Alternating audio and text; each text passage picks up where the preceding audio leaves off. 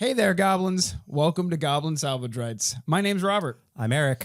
And today we're talking about a book of mythic proportions. Yep. It's a very angry book. It's a book about war. And immortals. That's right. War of Immortals. Our first look. Somehow, the gods literally have smiled upon me. Yeah. And I don't think that's what literally means. got a...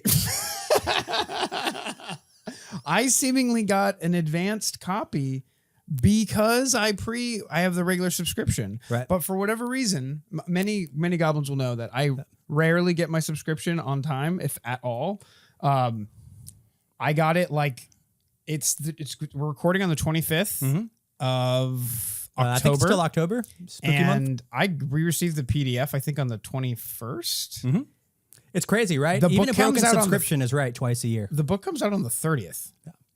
This episode's going to drop ASAP. Is this going to be the first one that we've been able to push out ahead of the launch date? I think we've dropped one on the launch date. Oh my God, we're And getting that's quasi-professional. Very Very professional. gods have smiled. So here we are. All right. Enough of them anyways. This book is jam frickin' packed. The power of the gods is flowing through me. I am so fucking stoked about this book. Yep. It is incredible. People have been crying for Mythic rules for years now at this point, and we finally got it. Oh And boy, did we get it. Speaking for myself, I was nervous. I thought I was going to hate this book. I thought this book was going to explode everything I ever ran going forward because people would only want the stupid options that break games. I don't think there's so much power glut in this book that it's going to wreck anybody's game. And because so much of this has been classified as with terminology like subsystems, you can get super compartmentalized with what you get out of this book. Oh my God. And So I like it a lot more than I thought I was going to. Yeah, it's all compartmentalized. That's the best word for it because it allows you to be like mythic on, mythic off, Right. basically. And that mythic is a huge power spike, and it says it. And it can be mythic on at certain points in your campaign and mythic off at other points in your campaign. So it even gets like that. So I'm sure you'll have some stuff to say about that when we get to talking about level 12 at some point. Oh my gosh. Yeah. Level 12. What a Yeah. level. Before we jump into it, we have a new patron we have to thank live on air. Chris, are you there? I don't want to dox you, my dude, so I won't say your last name, but I think I see your pointy little ears somewhere in that. Yep.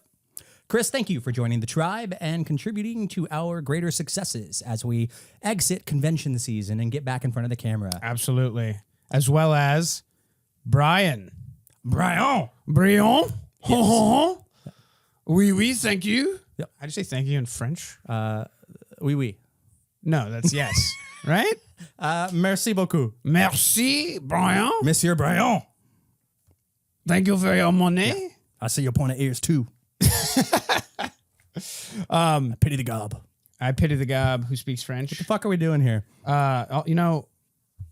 Necrol is just French, right? Necrol is French. That's so I've heard. In our home game, that's the language of Necrol. We take every language in the game and we ascribe it a language and tonality in our real life. And in my worlds, Necrol is French. Yeah, speaking French with the aggression of the Germanic tongue. That's Necrol. That's Necrol. Yeah. Hell yeah. Agro en français. So I think it would be, unless there's other stuff to talk about. I think we didn't play anything. We did a crit con. We did a whole episode about the game we played. So Yep. I think we're Gucci. Okay, we are Gucci.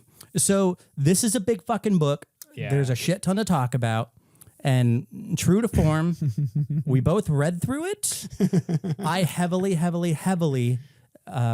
favored the lore bits, and I read them multiple times in some places. Oh, wow. What did you read? I intentionally did not read any of the lore entries. But you read? All of the rules. We did it! Yay! Between the two of us, with our powers combined, We've read the whole book. We can pull this off. So what's crazy about this book is it has literal, There's short that word again. stories. Yeah. Written by different authors throughout. Are there literal short stories, Erik? I don't know. To go with the literal gods, maybe. I don't know. This book is. I mean, this is. There's so much fiction 2 pages in this book. Exactly, and I was not expecting that kind of narrative fiction out of a book. Yeah, and full when of you rules. get that sort of thing, typically you get that and almost nothing else in terms of like blocks of short fiction. Absolutely. But there's like 2 pagers. There's I think there's like a 4 or 5 pager, 6 pager. There's half pagers in there, and it was different authors that were in charge of those different sections of the book. I just learned that today because on the Paizo blog, I think it was dropped yesterday. You got a let's speak to the authors of War of the Immortals. Right. So if you haven't checked that out yet, go check it out. Super cool stuff. So yeah, we have an introduction, and I think it would be smart to start with the introduction of this book and maybe just go through the different sections.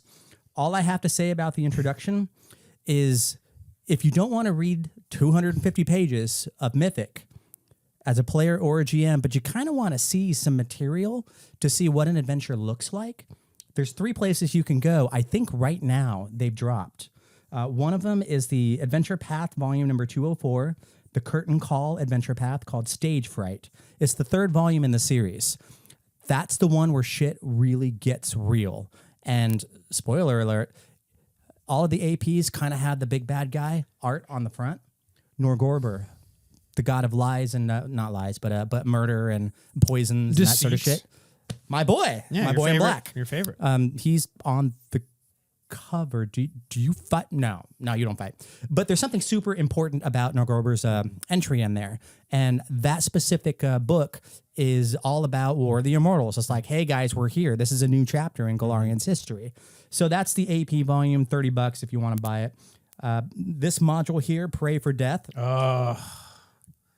Gorum dies. I want to play the time it period. so bad. And this is like high-level assassins from the people who brought you the costume design from Francis Ford Coppola's Dracula.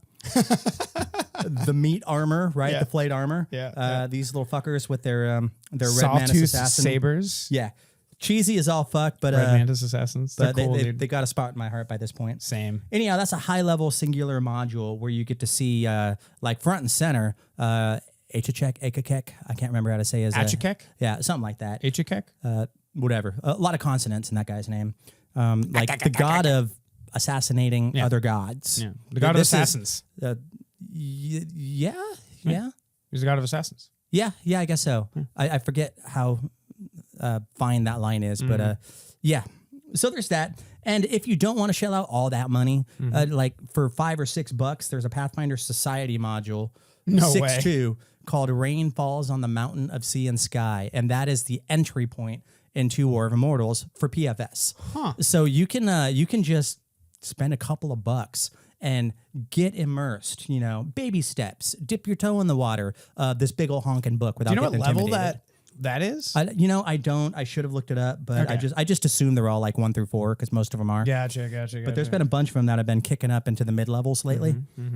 So yeah, that's 3 ways you can enter War of the Immortals without having to pay for a $60 book. Absolutely.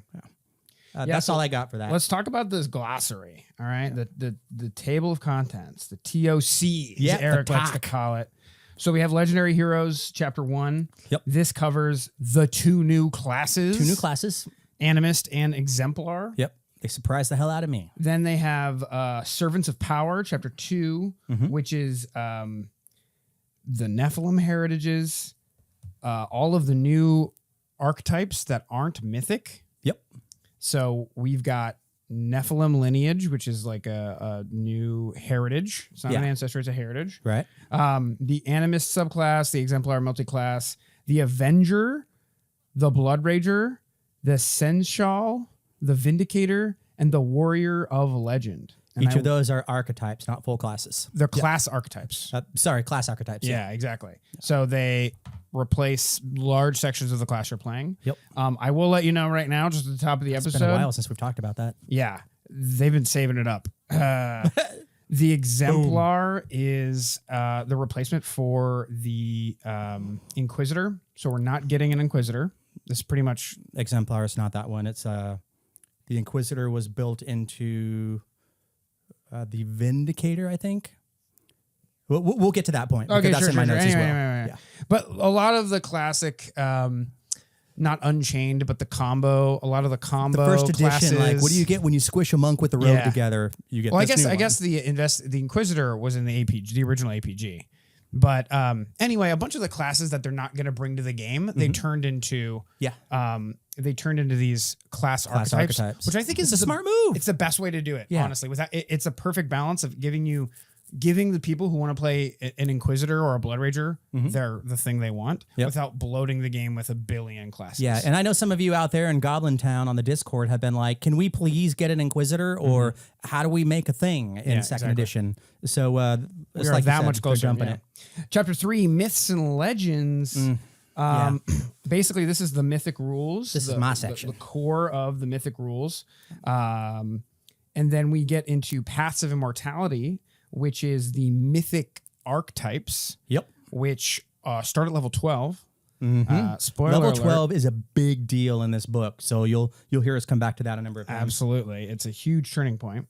And then number 5, Mythic Vault. This is all the new equipment, artifacts, spells, rituals, that section of the book. Big bad things we already do. And then there's monsters. There's a monster section in this book where there's freaking kaiju in there. Yeah. Along with other mythic creatures you can fight and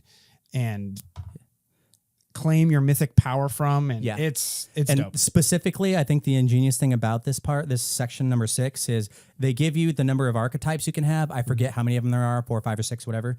Not archetypes, templates. And then they give you an example for each. And these are big badass examples that take up like 6 pages to go over. They basically and that has art crunch lore. Yeah, and they all the good wrote stuff. basically adventures around one mythic creature. Yeah. It almost feels a lot like the what's that couple of books they had? The oh yes, and I reorganized the shelf. Yeah, Monsters of Myth and Legends. Yes, it kind of brought me back to those two. Let me pull it off the shelf for us, shall he's we? very proud. Yes. Did you lick them all? Do they belong to you, Robert? I did lick them all. How did you know? Because they belong to you, and I can tell. So yeah, let's jump into chapter Uno. Uno, that's 1 in Japanese. Legendary heroes. Yeah, we're just gonna jump right to the top, aren't we? We need to. This is gonna be a long episode, Eric. So it really is. It really is. Get crack-a-lackin'. So, like on page 6, within the first 10 pages, when we're still in single digits, Gorham's fucking dead. Like up there in the sky, it's got Akakek bisecting Gorham at the waist, causing that strange shadowy creature to escape his gut. And they'll talk more about that in the lore of this book, what that thing is that escaped from Gorham as he was cut in half. And the God's Rain started pouring down over not just Golarion, but everywhere in the cosmos where Gorham has been worshipped. So if there was a serious cult of Gorham worshippers on Earth, then there would be God's Rain there too. So it's a really cool sort of like multiplanar phenomenon. And as the god of war, you can imagine he was worshipped in a lot of places. You would think so. Not a lot of fluffy bunny settings out there. No. Okay, anyhow, you were going to dig into something. I wondered if you wanted to talk about the Journey Begins intro lore we have here for us. Not so much the fiction. Okay. I'm going to save that because I have a feeling there's just so much in this book that there's going to be multiple videos. And the actual novel for God's Reign is going to be coming out, if not this month, the next month. We're gonna do a book club, Eric. I kind of want to save it for that. Book club on the Discord. Saying it now. That'd be rad. Discord book club. We're doing it. So every chapter has a few pages on the story thus far for the 2 new iconics. And the 2 new iconics, one's an Exemplar, one's an Animist, and it's kind of their how they met and how they got from there to where it is they're supposed to be in order to fulfill one of their mythic destinies, and the other one's along for the ride, running support for most of it. Gotcha.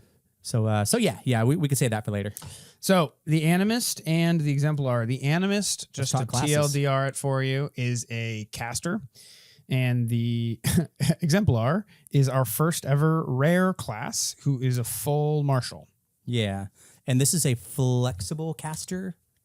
Yes, Yeah. it is. So the Animist is easily the most complicated class they've ever made. Like I was wondering. By far. Okay. I'm going to listen more because I did not read the crunch on this. So tell me what it is. Gosh, it reminds me a lot of... there was a class in the occult book for first edition. Remember the occult book in first edition had like 12 classes in it somehow? Yeah, mesmerist and yeah, the mesmerist was really cool. It was like a debuff charisma paladin. I loved it. It was one of my favorite classes. Had some cool shit. And they're coming back. But this is I can't remember which one, but there was one of them that had spirits that you could switch out on a daily basis, or you could have multiple spirits hanging out with you. This is really inspired by that idea. Yeah. So let's talk about its spell casting. It has a 2+2 spell casting strata, spells per day. It is very weird. So the 2 on the left, the 2+2, the 2 on the left is its regular spell casting, just like a regular prepared caster. They cast like a cleric. They only pull divine spells from the left number. And that's it. It's just regular prepared spellcaster, 2 spells a day for every level, basically.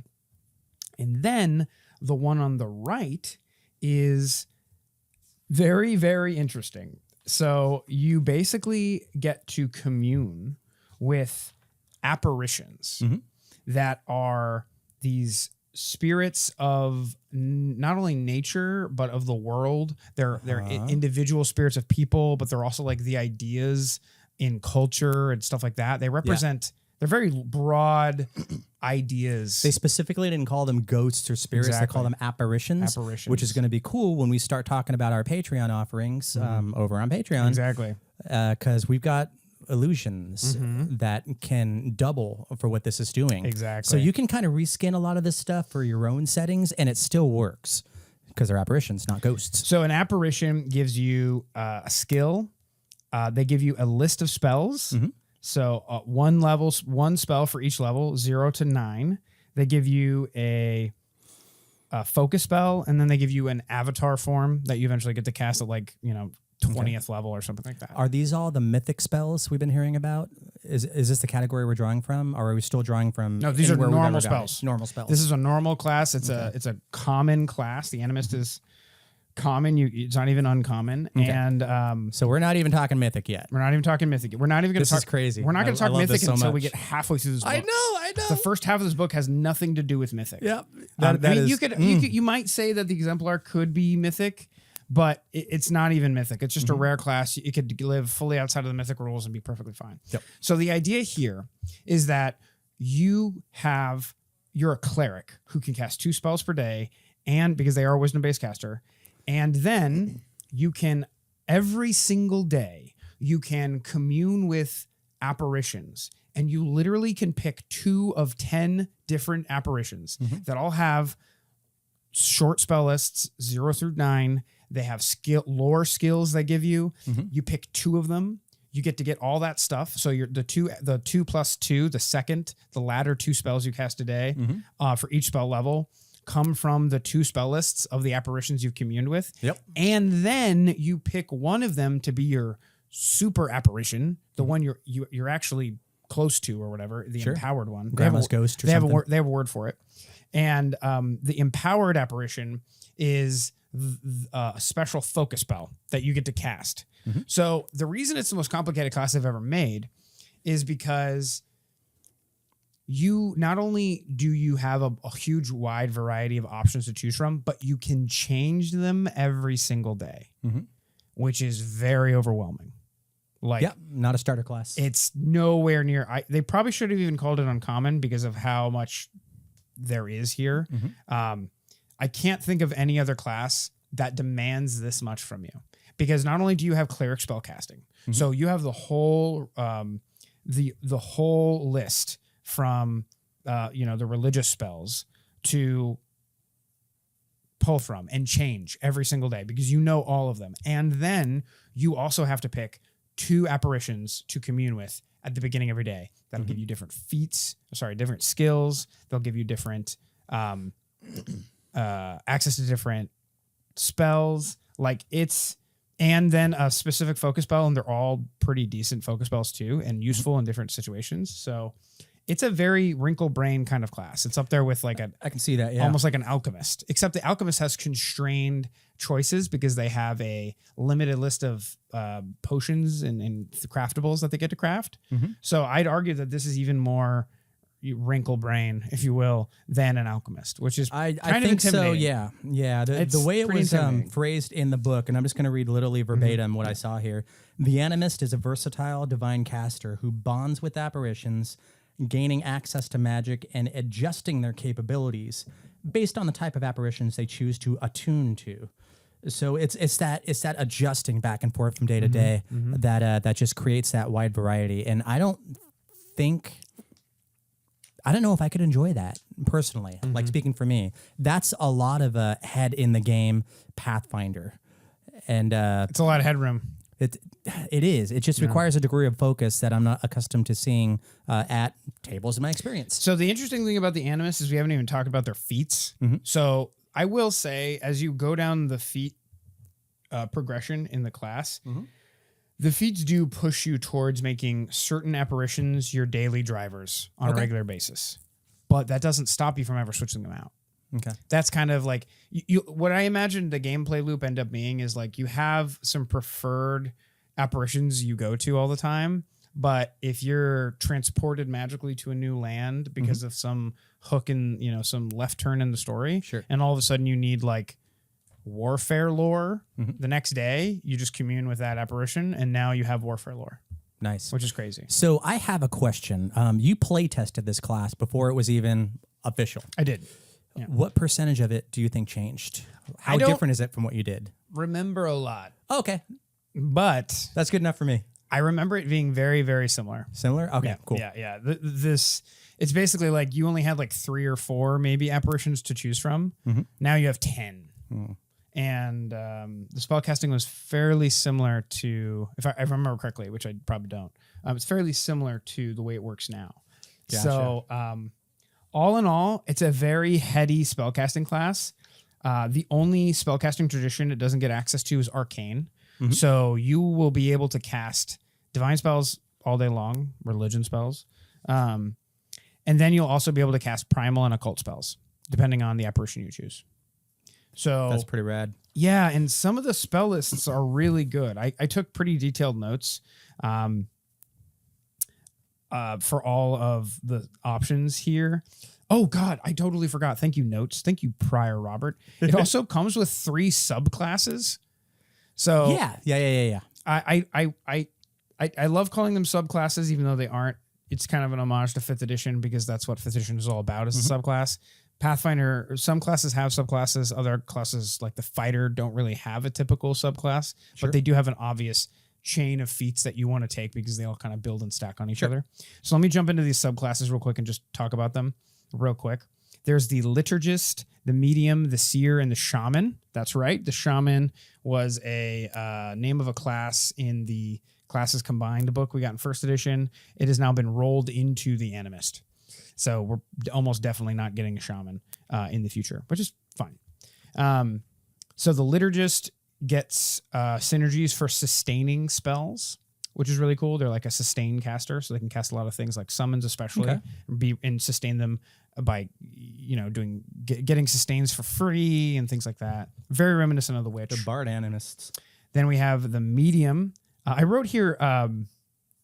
They're the multi-apparitions subclass. So they're the subclass that's really good at having multiple apparitions and switching between them all the time. Sure. It literally says they're not tied to one apparition. The lady with the crazy hair and the crystal ball. Yeah. It's kind of funny though, because it's kind of a flavor fail in my opinion.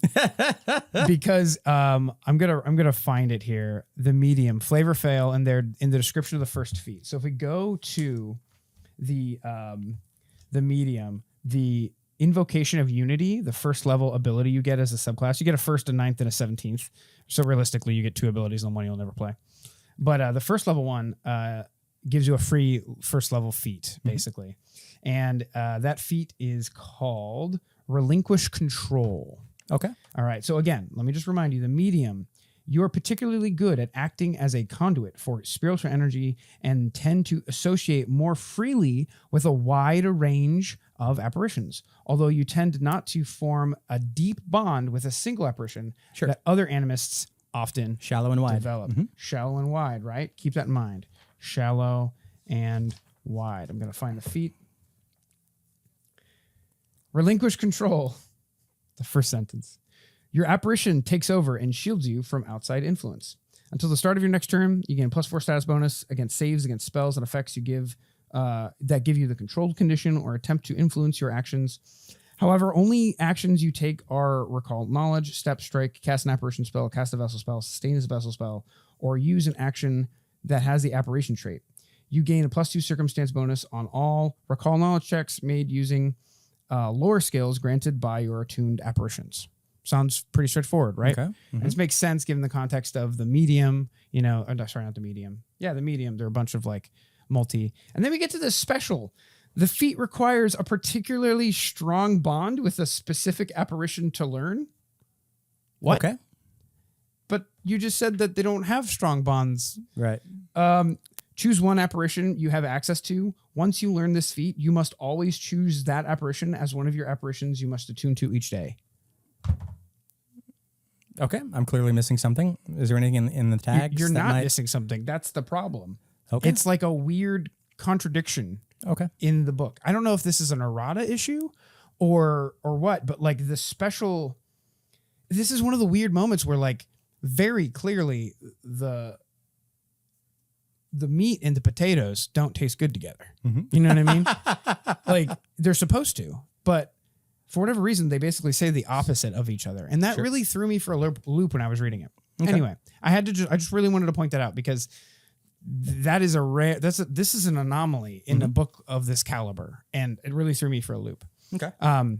The seer, seer is another of the subclasses. They're really good at interacting with ghosts and haunts. And then the shaman is the familiar subclass. Yay, you're a spellcaster who has a familiar. Haven't seen that before. Cool. Nice. You're a witch that casts with wisdom. Oh, wait, we already have that. So, yeah, I guess we don't have a witch that casts with wisdom. We just have a witch that uses intelligence to cast like spells based on the religion spell list or whatever. Anyway, so those are the subclasses. Personally, the liturgist and the medium are the only good options. The seer and the shaman, maybe there's something I'm not seeing, but like familiar classes that focus on familiars. I've played so many of them and I'm probably doing something wrong, but I just don't see the value. Yeah. Like they're just not good. All right, furries, start lining up in the comments. They're not cool. Like I want them to be good, but I just don't know what to do with them that makes them good besides their passive buffs. Sure. You know, but that's just me. Yeah. Anyway, that is the Animist. They are a freaky deaky, all over the place. So we have gotten through one class in chapter 1. How far into this episode are we? And are we going to do a 2-part episode? No 2-parters here. Then we got to get moving along. We're moving, baby. Exemplar. These are warriors possessing a spark of divinity that they channel through sacred items and weapons called icons to create powerful supernatural effects. So there's sort of like external divine projection rather than more the internal, it comes from within kind of a thing. What do you mean by that? Let's see here. They have a thing that they have a weapon or an armor, and that's they channel the divinity in a different way than the other one did. So let's be really clear that the Animist doesn't channel any divinity. They're like channeling. They're divine casters. Oh, that's what you mean by divine. Okay, gotcha. Yeah. And I so see what you mean. But the Exemplar literally has a piece of divinity. They have a spark of divinity, right? Like, but if they don't have a spork to channel it through, then nothing happens. They specifically use icons, which are external things. So like this glass can be my icon, and if I don't have this glass anymore, I'm gonna have to find something else to channel my spark of divinity through. Okay, that's how I read it. Let's talk about Exemplars then. So they're a full martial. They get 10 HP. They're the first ever rare class. Key attributes are dex or strength or dexterity. And just as Erik alluded to, they have their whole gimmick is they have 3 icons spelled with a K. Right. With a K. With a K. Which I have no idea what that's supposed to mean. cool and different. It's like chi with a QI? Dude, I'm doing this event for my job called Curse of the Kraken, and they used the letter K for the curse instead of a C, and it made it the most unsearchable thing on the internet. Like, who's gonna anyway? So the idea here is they have the spark of divinity in them, and they have one. You pick 3 icons when you make the class. Eventually, you get a 4th, and like a stance almost, you can shift your divinity, your divine spark, into one of these icons. You take a piece of that energy and you put it in your weapon. Yep. You can put it in a bangle or a headband you wear, or you can put it in your body. So like a lot of the icons are scars or facial expressions or pieces of you. But like Erik alluded to, they're physical pieces of you. They're not like metaphorical pieces of you, I guess. But they often the body-based icons have some sort of social influence. Like they'll be really good at charisma. They're really good at intimidation and stuff like that. So they're very like social, like almost like the id focused, if you will. That's curious because they explicitly called out sacred items and weapons. Well, there's icons in here. I guess the monks would need to have something to play with. Yeah, I mean, there's a way to make gaze sharp as steel is one of the icons, where it's like literally your eyes are very glinty. What's his name on The Boys? Oh, what? Homelander. Homelander has eyes of glinty steel. Yeah, or eyes that are sharp as steel. Yeah.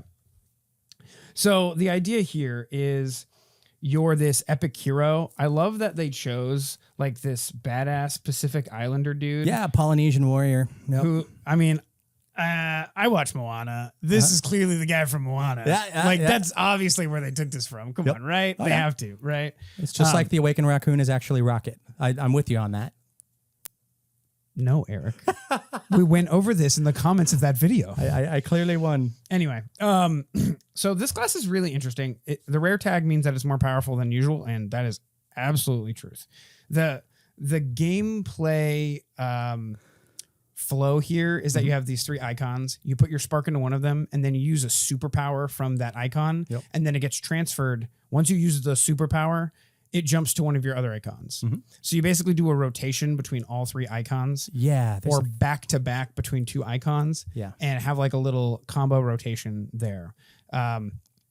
It's very like Build-A-Bear Workshop your own class in many ways, which is, I think is really fucking cool. Honestly. It is. It's a type of game design I remember hearing Mark Seifert talk about when he was putting together the Eldamon book, where there are certain powers you have and you just spam that fucking thing and you button mash that son of a bitch until the other guy falls down. And there's another one where you have whatever you use is out of rotation and you have to have something else you have access to.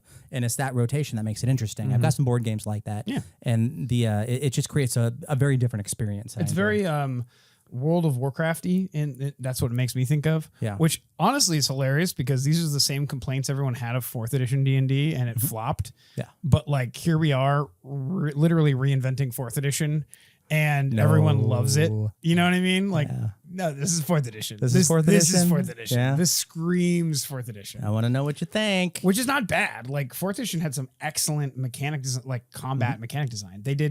They made some really great strides in balancing the martial class with the caster class. And I think the designers over at Paizo loved big parts of 4th edition and incorporated them into 2nd edition Pathfinder. That's obvious to me. So anyway, it's a very, very cool class.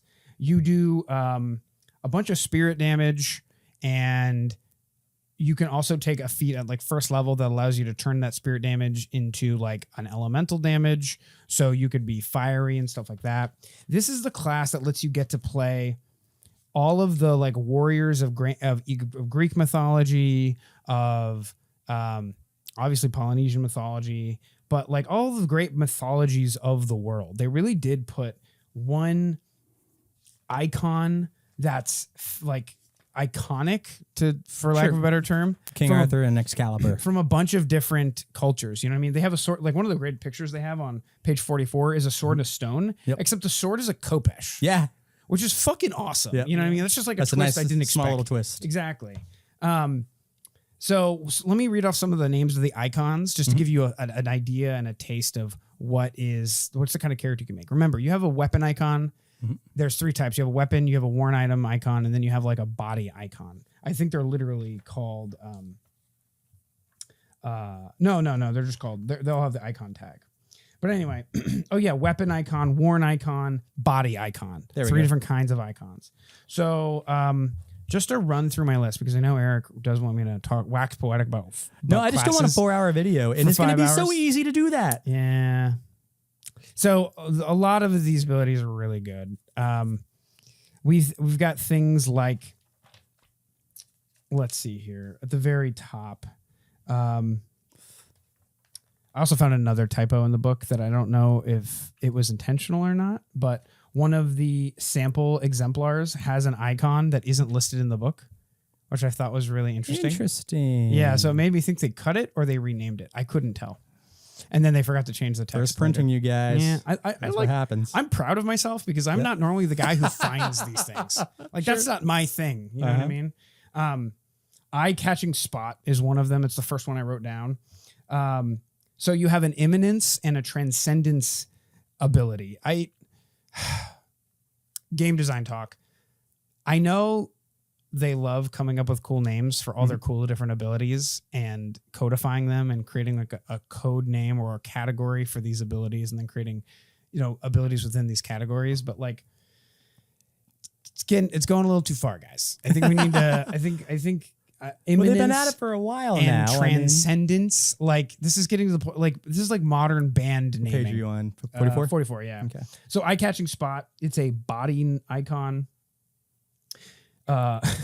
Your beauty becomes supernaturally enhanced, distracting foes, and imposing a -1 circumstance penalty to melee attack rolls against you. Dude, this is I was like reading through a couple of the first ones and I was like, oh, that's neat. Oh, that's kind of cool. Yeah, I'm not really seeing the rare tag in full display here. Oh, nope, there it is. Eye-catching spot. Yep, just blanket -1 circumstance. No save. There's no save.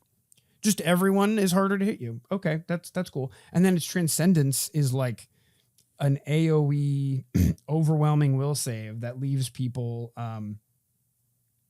fascinated, which is a really good anti-caster ability. So it has like the first half of it is anti-martial because it's clearly like it's melee attacks only. So it's -1 hit to melee attacks to you. And then the second part of it is focused towards casters, which is I think a really interesting bit of game design there.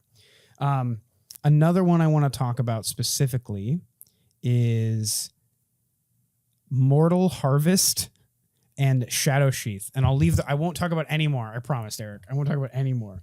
Mortal Harvest is a weapon icon. Usage, a sickle or any weapon from the axe, flail, or polearm group. So a lot of these icons are specific to a style of weapon or style of item and stuff like that. This weapon, once used for felling trees or crops, now harvests lives instead. It's so edgy, dude. It's so edgy. The imminence, again, remember this is the regular buff it gives you that you always constantly get, the constant buff.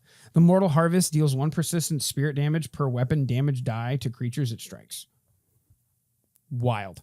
The crazy thing about this is there's an ability, a first level feat that says any spirit damage you do, you can turn into one of the elements you choose when you pick this feat. Nice. So if you wanted to be like a cool epic fire dude who uses fire punches or has like a cool flaming sword, from level 1, you can be that guy, which is what I love a lot about this class. You can be that guy, the one you have in your mind. You don't have to wait till level 3 or 4 or 5 or 6 for things to kick in. You're that guy from level 1. Yup. Is it balanced? It's a rare class. I think they did that for a reason. It's supposed to be. Yeah, it's not supposed to be. But it's pretty badass.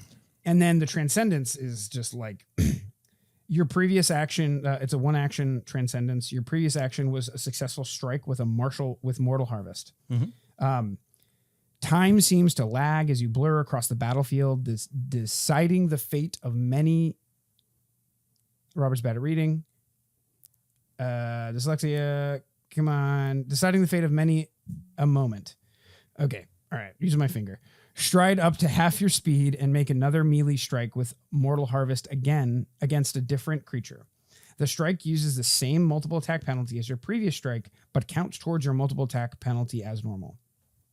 So, again, I want to reiterate. You can only use one Transcendence ability per turn, and then it pops over to another item, and you have to use that item's Transcendence ability to pop it back into the one you just used, right? Okay. But this is like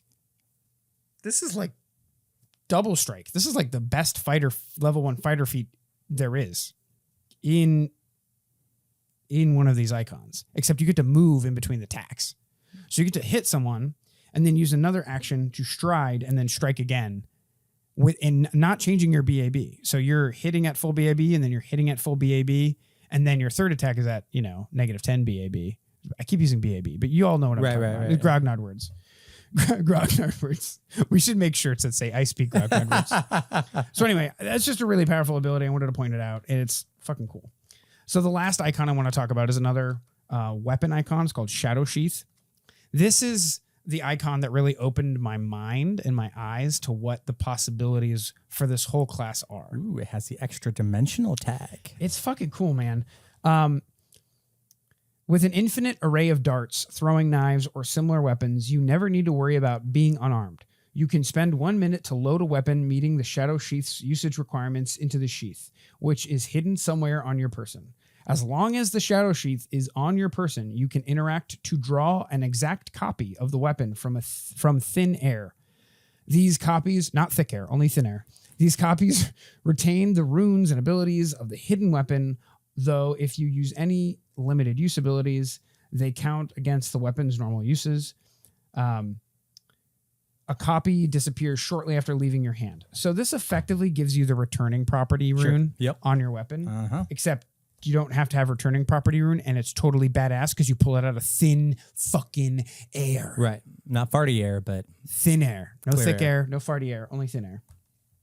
Its Transcendence ability, I remember, was being pretty cool too. One action, your previous action was an unsuccessful strike with the weapon from Shadow Sheath. So you missed. The shadow weapon you threw fades the distraction covering your true intention all along. A second strike hidden in the blind spot of the first. Interact to draw another weapon from the Shadow Sheath. Strike with it at the same multiple attack penalty as the unsuccessful strike. The opponent is off guard to this attack. The strike counts towards your multiple attack penalty as normal. The strike after the strike resolves, you can interact to draw another weapon from the Shadow Sheath. So just like the last icon I described, it allows you to make a second attack at full BAB, at full multiple attack penalty. But then they're off guard, with the only stipulation being that you missed with your last attack. This, in combination with like a rogue multi-class or something like that, would be very, very nice, because you're getting guaranteed off guards all the time. Sure. Which is very sick. Sure. So I skipped over a section in the class that I want to just talk about real quick. At level 3, you get an epithet. Epithet? An epithet. The root epithet. Your root epithet.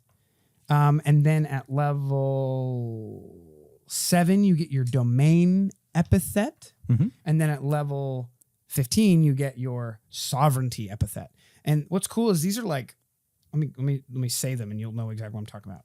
The cunning, the brave, the deft, the proud, the mournful, the radiant. So Erik, the radiant, Erik, the mournful. You're damn right. Erik, the proud. And then the domain epithet is Erik, the radiant, born of the bones of the earth. You're building your name. You're building your legend. name, the brand, your character's brand. And like, fucking reskin these. They don't have to be brave, cunning, deft. Yeah. They can be whatever the fuck you want. It just has to say the, and then what, adjective? That's an adjective, right, Dad? Which one? The second word, radiant, that's an adjective. Describes a noun. Sure, let's go with that. Hell yeah. So like, well done. It's an adnoun. That's what I used to. That's an what I remember. adnoun. Yeah, it's an adnoun, like an adverb. But it's like a noun you see on a billboard. these are basically like little subclassy kind of bits that really skew the way your character builds. But I just love this like hard tie-in to the lore of your character and the story of your character. Yeah, that's not the sort of thing you typically see in a crunch-heavy D20 family game. You tend to see that sort of shit in like apocalypse type designs. Exactly. But it's here, like right in front of us, and it makes the most. This is the class that makes the most sense with. Yeah, and this is the type of storytelling. The Homeric epics, the hark unto long ago when Thrain, son of Thror, the keeper under the mountain and the slayer of boondoggles. It's like the name just keeps going. And when you're like, I know who that fucking is. This is straight up like Old Norse Beowulf territory here. And they threw crunch into it. And that's the part that kind of makes me a little bit happy. Absolutely. I dig it. Absolutely. Same. Did they do the same thing in first edition Mythic? They had Mythic levels, I think. I remember that. But and they had like a caster, a marshal, a rogue, and a priest, basically. Yeah, okay. But they only had 4, if I remember correctly. I could be wrong. Mythic in first edition was fun, but it was really just additive abilities. Mythic in this one is additive abilities, but with a huge twist that we'll get to. Yup. So yeah, that's the Exemplar. If you want to play a character with like iconic magical weapons that has like literal lore tied to their abilities immediately, play the Exemplar. The way I see it is if pretty much every anime protagonist there ever was is an Exemplar. Like it's the easiest class to make a fictional character protagonist with, in my opinion, especially like the crazy outlandish anime ones that are like fantasy adjacent, but don't really have an easy, he's a druid. He's a elf druid, an easy simulacrum of in Pathfinder 2nd edition. The Exemplar is the way you do it. It's every anime lover's wet dream, along with every like mythology lover's so wet like dream. In the book before this, we finally got the magical girl, and now we have this in this book. What are we getting in the next one? Place your bets. I think we're pretty much done with anime and manga at this point. Yeah. Oh, okay. No more. We can move on to. We did furries. What's true. left? What is left? I think they're running out of ideas. That's why they're destroying the world. Okay. Yeah. That's what it is. Yeah. Gotta kill all the gods. So yeah, we're only 50 minutes into the episode. Oh my God. Let's move on. And I've explained both of the classes. We can go on to chapter 2. Which is good because if you were going to spend an hour on anything, these 2 classes are the place to go. Absolutely. So yeah. I do not begrudge you that. Way more. This next section is called Servants of Power.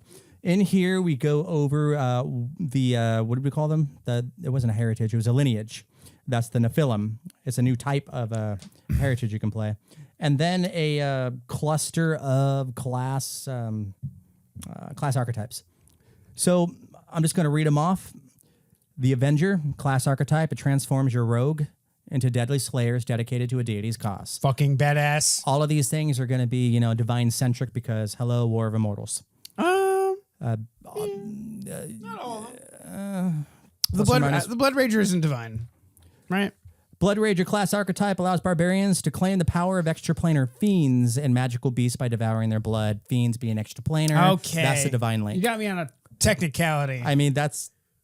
This book is clean. It was well thought out. It was smart. There's a Seneschal Witch, which is a class archetype for the witch specifically that sets witches. Wow, Erik can't read either. The Seneschal Witch class archetype for the witch sets witches whose patrons are slain or otherwise incapacitated on a path to becoming powerful patron in their own right. With the ability to empower witches of their own. Yep. So in the War of Immortals, where the lore says, sorry, your boo upstairs just got gacked. There goes 50% of your fucking character sheet minimum. Yeah. Well, no, wait, I can do this now. There's a way out. I was thinking leading up to this, what's Amiri, the iconic barbarian from 25 years ago, whenever it was, she's been a Gorham shrieking dervish since the beginning of first edition. Can you imagine what she's going through right now? Yeah. Like, I haven't seen any fiction on Amiri. That's true. She's drinking her shit out in the in some cave somewhere, and just locked away for 10 years. They didn't show her at all in this book. No, either. they've been showing a whole bunch of like where are they now kind of iconic stuff, dude. When we get to the iconics at the end of the book, So just a real quick before we go any further, I just want to point out the Avenger is the iconic art they used for it was the classic Slayer. Yeah, so the Slayer is not coming in as a class. I think this is kind of the way for them to tell us that that's not going to happen. Yeah, I thought they cheesed that with Book of the Dead, where you could play the archetype Slayer. I thought that was their sort of like, here you go, guys, and that's all we're going to do is make it an archetype out of Book of the Dead. Yeah, I think that's kind of what they're doing to a lot of these old classes. They know they're not going to make. The Blood Rager is another obvious. We're not getting this as a.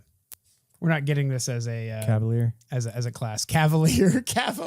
Sorry, too soon. No, not at all.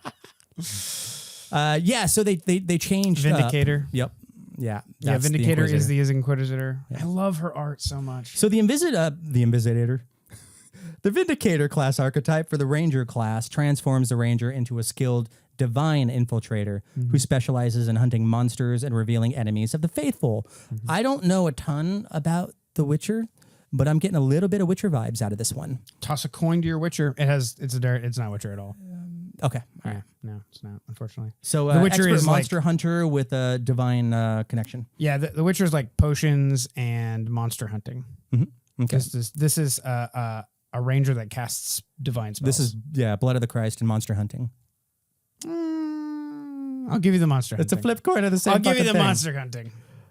So blah, blah, blah. The Warrior of Legend is the last one. This is the one I've been waiting for a very long time. Wait, what? Because when you mentioned the Greek mythology and you can play, that sort of thing, what I thought you were describing were the classic Greek fighters where they wore light, medium armor at most, and they hopped around. They were literally called hoplites. Yeah. And they used spears for reach instead of, shorter weapons.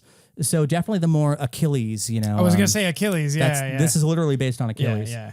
So this represents the type of fighter who bears both legendary potential and a deadly curse. So you get to play with the doom stuff. Yeah, and, it's bad. It's not bad. It's bad. No, it's nice. As a class, it's bad. It's nice. Okay, I'm going to run through these real quick and give my very 2-minute opinions. Do we want to do the Nephilim real quick, or do you want to just jump straight to those class archetypes? Let's just do the class archetypes real quick because the Nephilim are before this. Avenger, very good and based. This is one of the archetypes that makes me. In my notes, I literally put, "Wow, this makes me want to actually play a rogue." Nice. The idea of an assassin of the church is something I've wanted to play for so long. Yeah. And I played it in a Mummy's Mask game as a pharasmatic, and I had to cobble together 4 different fucking. Had to make it yourself. Paladin, Ranger, all this garbage. So that's cool. It's very strong too. In my opinion, a little too strong. Yeah. It looks like you're locked into a specific racket called the Avenger racket. Yeah, and it replaces your racket. It's a new racket, which is fucking crisp. I love the lore behind this guy too. Yeah. Zadim is his name. Yeah. Love him. Yeah, he used to be the Cult of the Dawnflower. Yeah. And he got converted by the cleric iconic Kira, I think. He got pulled out of the cult by the iconic. Blood Rager. Which is a prescient story. Exactly. If you're paying attention to American Mormons. Politics. Where I was going. Blood Rager is a very cool idea. Blood Rager. Yeah. They used to be like the Sorceress Barbarians. Barbarians. So the challenge I have with the Blood Rager is the same challenge I have with the Vindicator. You're a martial arts casting spells, which means that your spells are always going to suck and you're always going to miss with them and it's always going to feel bad. Doesn't that sound like fun? No, it doesn't. Oh, okay. Hitting sounds fun, Eric. Actually being successful at hitting your opponents. I love all the bleeding stuff though. The bleeding stuff is really cool. And the only time I can imagine to feel bad is if you go up against something that can't bleed. Sure. But if you're in Kingmaker, dude, Blood Rager's so fucking good for Kingmaker, where you can just I believe it. Kill a manticore and drink its blood and then get manticore powers. Yeah. Fucking badass. The Seneschal. is kind of mid. Like, This is the one where It's you're a just- witch and your patron patronless witch goes dead or silent or whatever. I just, Kind of meh. I don't know. It didn't. Yeah, I like the idea a lot. Mm-hmm. And the patron reborn, the level 20 feet is badass, Yeah, which nobody will see. which no one will ever see. But like, it didn't speak to me for whatever reason. And Okay. the thing is about spellcasters is that their feats have to be less powerful, Mhm. right? Because they can cast spells. Right. A marshal just has their feats for the most part, and any class abilities. The Vindicator. So I wanted to love the Vindicator, but I don't. Ah, that's sad. This is the new Inquisitor. Well, the problem with it is they just cast. Their whole thing is that they can cast spells, Mm-hmm. but they're wisdom based. But you're playing the ranger. The Ranger, which So you're gonna have like an 18 in what dexterity, and then you're gonna have a 14 in wisdom, and your whole thing relies around doing spell attacks. Mhm. What? Like they didn't account for that. They could have just made. They could have just no. They don't. They literally don't. Huh. Like it's just like. It's a Vindication Edge, gives you +1 to your spell attacks. Yeah, whoop-de fucking do. Yeah, Now okay. you're like a 16 equivalent instead of a 14 equivalent, or maybe you blew your whole wad, got a 16, and now you're an 18 equivalent at level 1. But I don't know. I just don't see it. Maybe I need to play it to try it out. But God, I wanted to love it. And then the Warrior of Legend, dude. You're not a fan, huh? It's. So they leaned really, really heavily with the what I love about the Blood Rager is that you inflict the doomed condition on your opponents and do other cool the drained condition on your components. No, you are drained yourself, and you kind of play with the drained condition, but you get a lot of badass bonuses for being drained. You weaken yourself so you can power up. Yeah, it's a very trade, negatives for positives kind of thing. Mm-hmm. The Warrior Legend just has negatives. Like the positives you get for being doomed are so low. Okay, do we know what doomed does? Just for the goblins at home, let me explain what doomed is. So doomed is doomed and then a number, doomed 1, let's say. Doomed 1 reduces the dying condition with which you actually die permanently. Mm-hmm. So like if you're doomed 1, you die at dying 3. If you're doomed 3, you die at dying 1. Mm-hmm. That's major. This is is. like you're gonna lose your fucking class. Like Yep. your character's gonna die and you have to reroll. Not a lot of monsters running around with hero points. Feels super bad. So you'd imagine that they would give you something really cool to make up for it, right? Mhm. No, they just give you is good with spear. They literally give your spear the parry trait. Okay. In addition, you deal an additional amount of damage equal to your doomed value with the weapons in the spear and the polearm groups. And because you have lighter armor, you're more likely to get hit. Well, that's not true because if you have the proper amount of dexterity, everyone's AC is the same. Okay. All right. There you go. But like the negatives you get are crazy. Choose one physical damage type, which becomes your cursed weakness: bludgeoning, piercing, or slashing. You gain weakness to this damage type equal to half your level. You gain Die Hard as a bonus feat, but you become doomed 2 whenever you take damage from the cursed weakness. Your fighter weapon mastery and weapon of legend class feature grants you increased proficiency with both spears and polearms, but you can't choose any other weapon group with these class features. Huh. So you have to use polearms. You have weakness to slashing, bludgeoning, or piercing, and if you get hit by them, you become doomed 2, which means you die after 2 dying saves, which means you practically die immediately. The other kind of shitty part about this is, what if you do a whole fight and your opponent never does bludgeoning damage? All of your cool abilities just don't happen.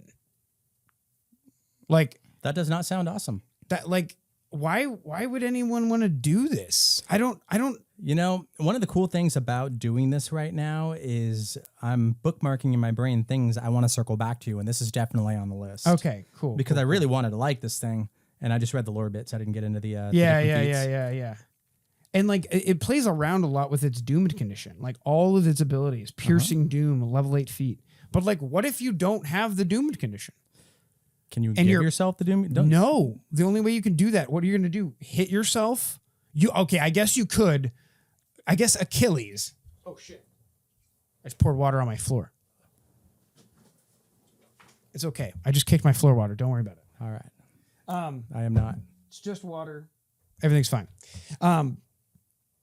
Is Achilles gonna cut his own ankle?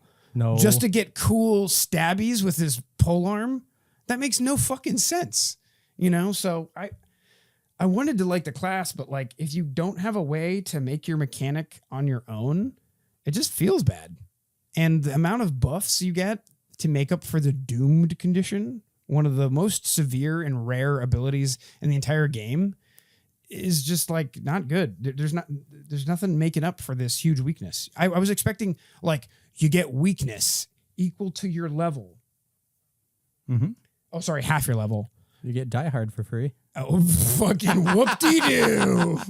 Like, I was expecting them to give something substantial. Like, you get resistance to the other 2 damages. I was literally reading, I remember reading the paragraph, Erik, and expecting them to be, say that sentence. I was like, oh, you get weakness, and then you get resistance to the other 2, right? Right. Nope. Guys? Just weakness?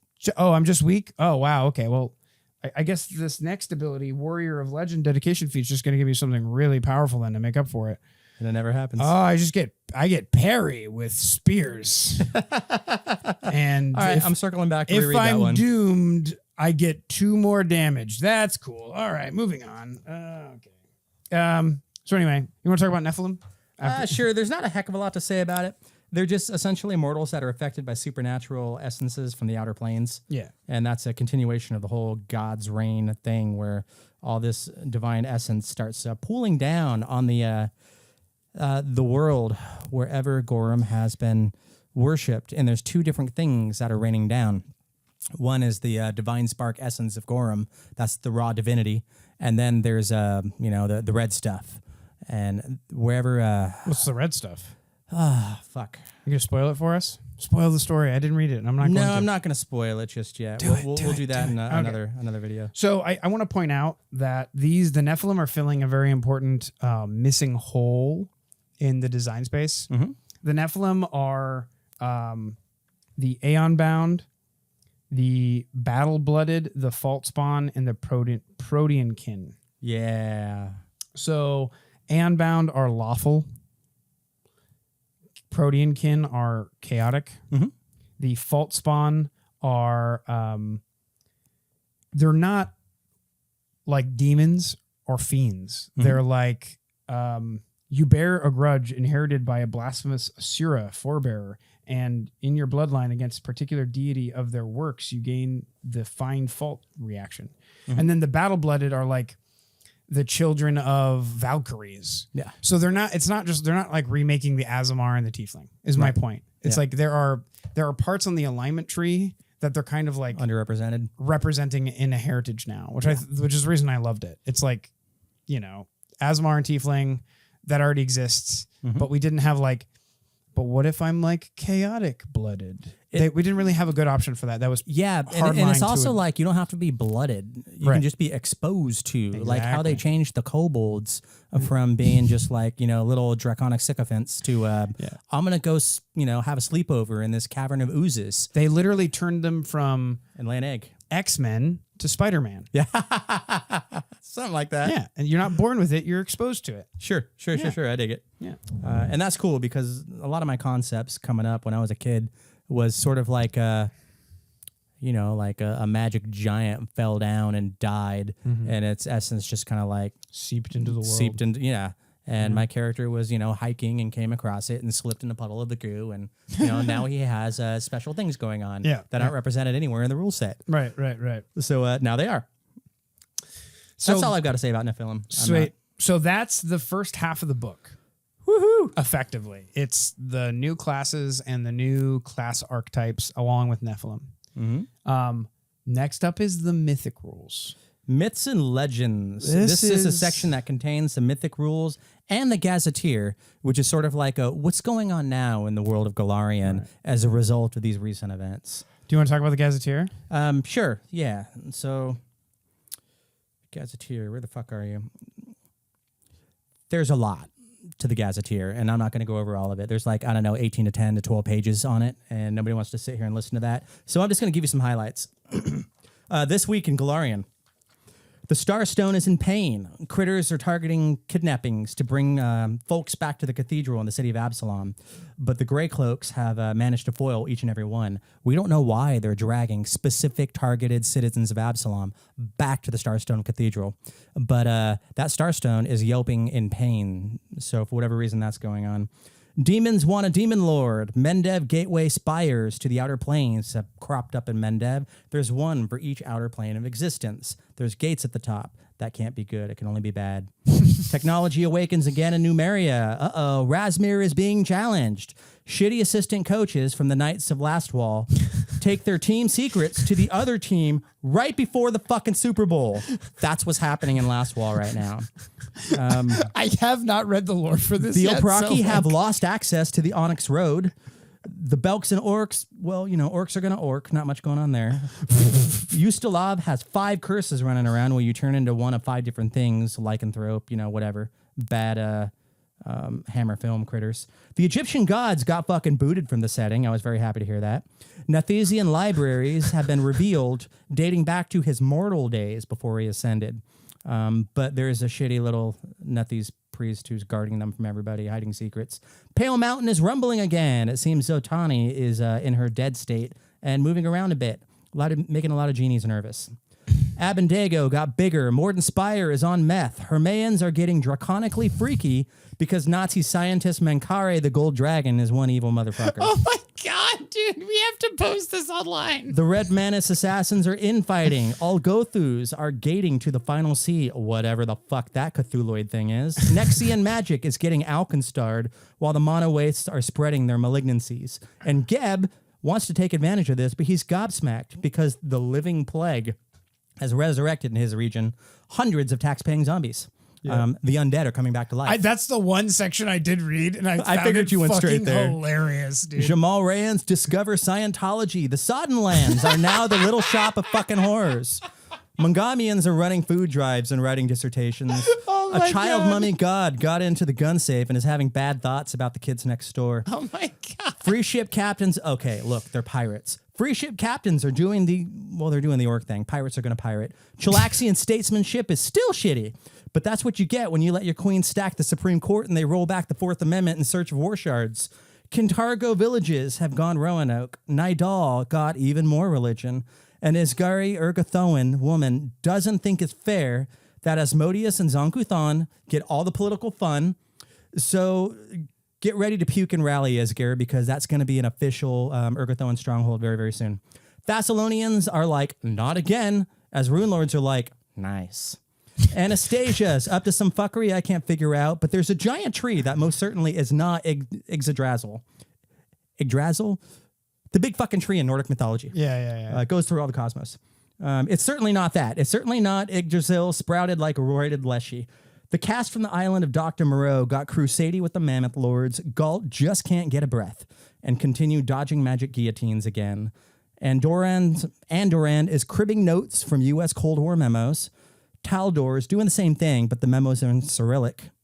Dead Druman billionaires are pissed because their afterlives got revoked. Kian and Gates are all coming alive, while somewhere nearby a demon lord giggles in Chthonian. Dwarves are still insulated and stupid, but their super machine is nearly finished, and what could possibly go wrong when the thing goes live next year? It's called Torag Shield. There are other things going on in other continents, but nobody cares about that because America. Did you write that? I've never been more proud of you in my entire life. You have to perform that again when I'm not howling for YouTube. Like we got to put that as a short video. This is basically like my favorite bits in the 12 or so pages of the Gazetteer for this. That's amazing. A lot's going on. Yeah. And it's just, there's some shitty people making shitty decisions, and that's the kind of movie I like to go watch. Hell yeah. So let's talk about Mythic rules. Back to the crunch. I'm going to take a drink now.